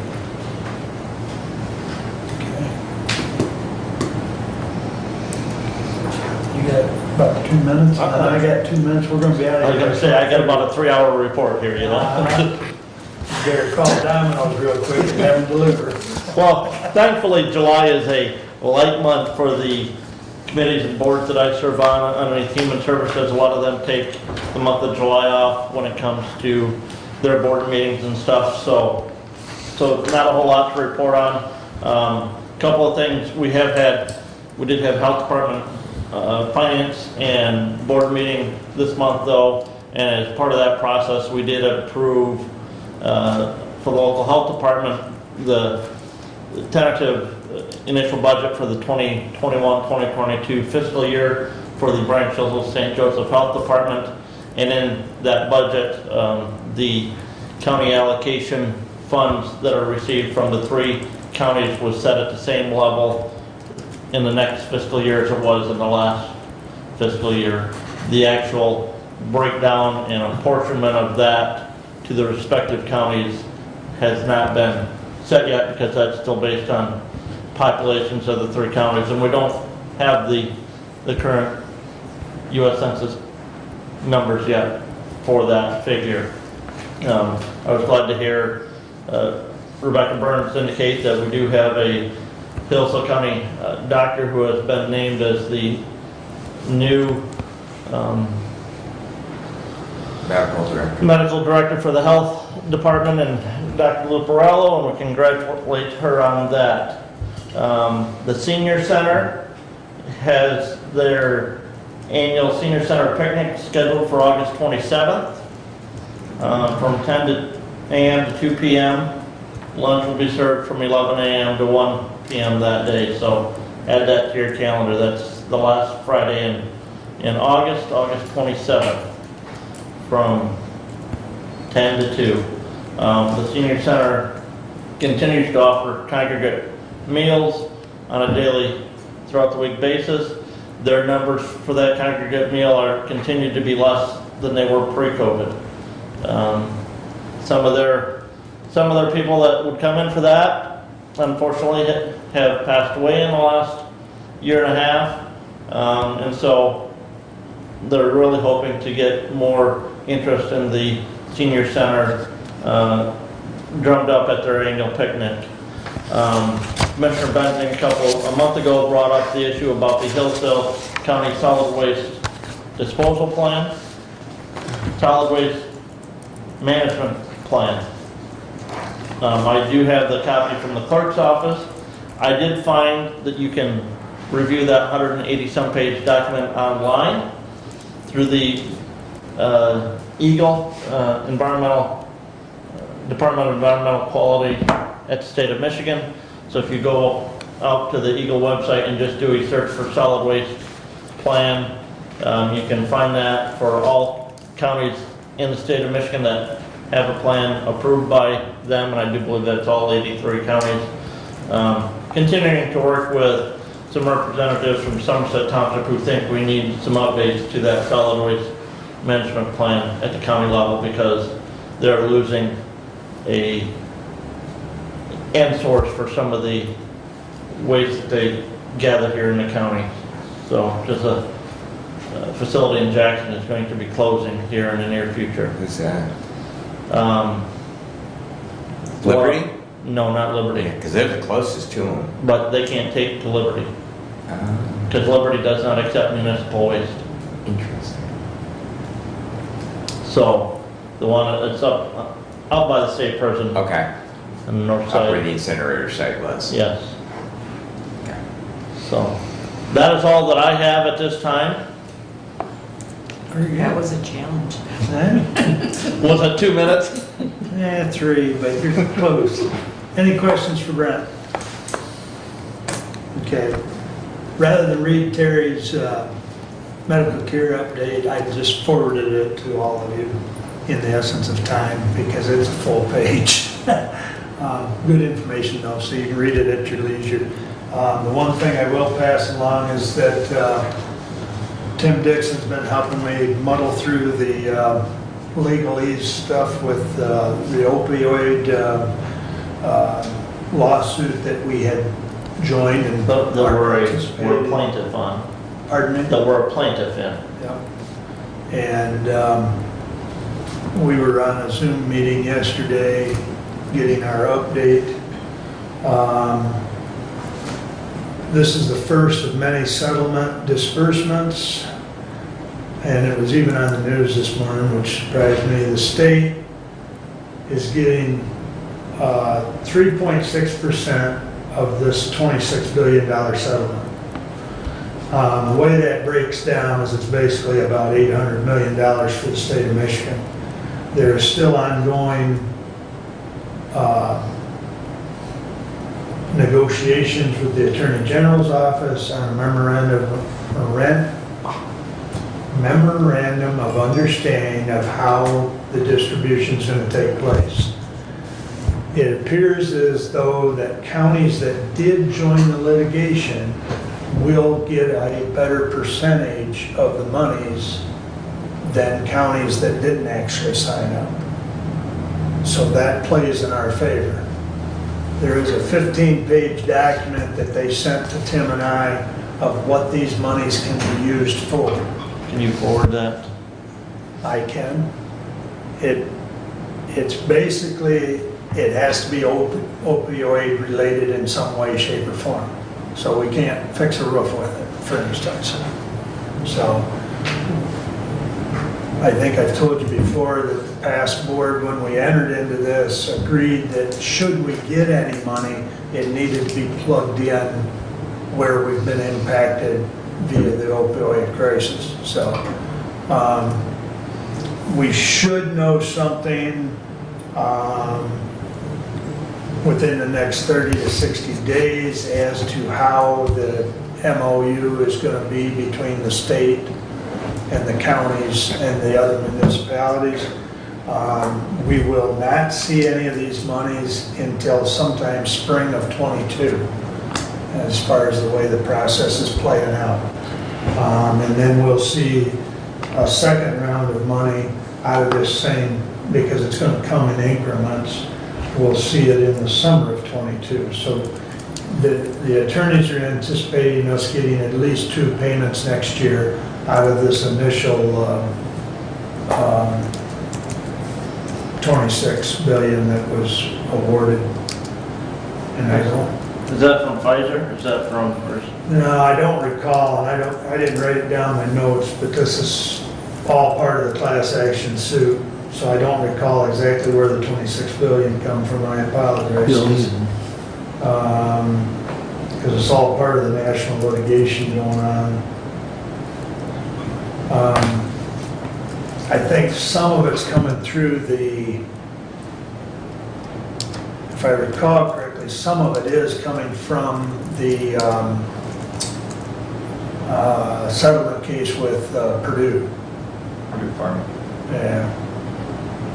But anyways, that's kind of the update on that. They hope to have an update for us, for Tim and I, within the next 30 to 60 days. And yeah, I can certainly send that out to the board.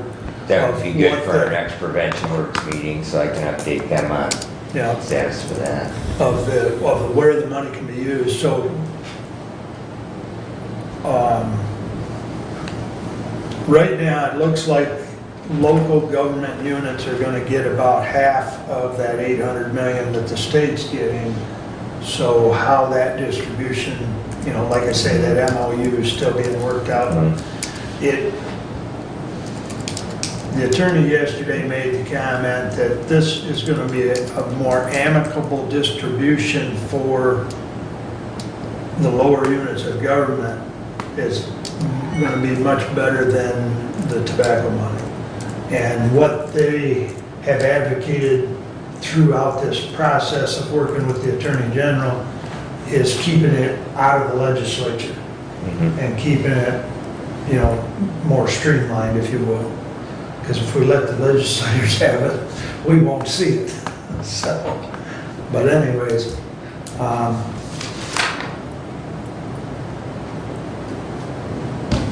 that's all I've got. Like I said, I sent you Terry's report, so. Another question Go ahead. back for Terry, and where are they at on their PPP loan? Have they gotten a forgiveness on that? Because that was a big, one of those big outstanding changes in liabilities for the medical care facility. Since you asked, I'll tell you, because I was going to leave that for him. He is on standing order for our very next meeting. But since you asked, I will tell you, it's almost $3 million, their PPP loan was, and it's been forgiven. So that's a huge boost to To the balance sheet at the Exactly. medical care facility. exactly.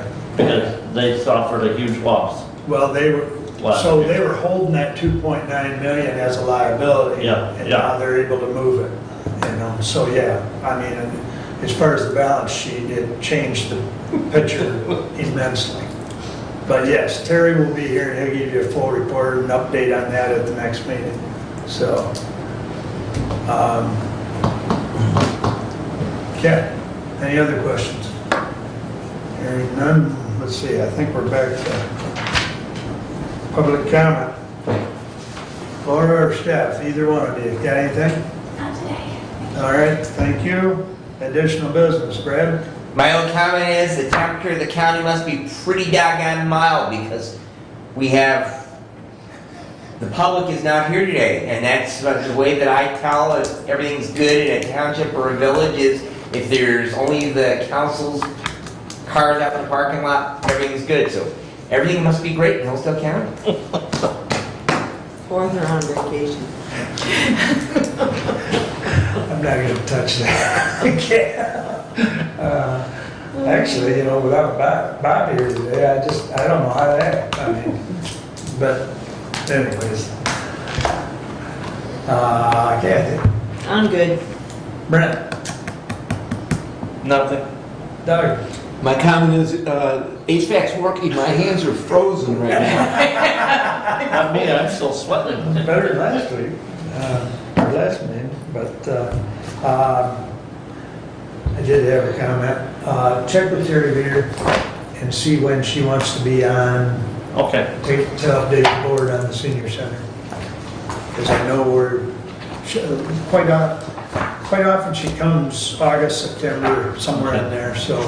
Oh, one other thing, drain related, I was talking with Drain Commissioner Ward yesterday.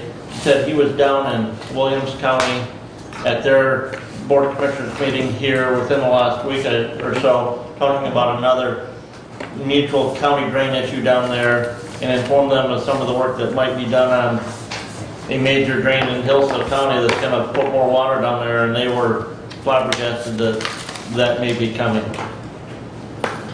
They shouldn't be surprised, because I've talked to their engineer, and I've talked to their commissioner, and Matt's talked to them, so Yeah. water runs downhill. All right, anything else? Stand adjourned, thank you. Mark, did you just send that report from Terry? I don't have it in my email yet. Yeah, I sent it a few minutes ago. I saw it.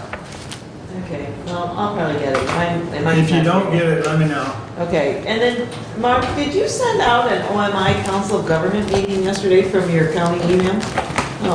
Oh, I really don't know what that was about, and I almost thought maybe it was spam because you never send anything out from your county email.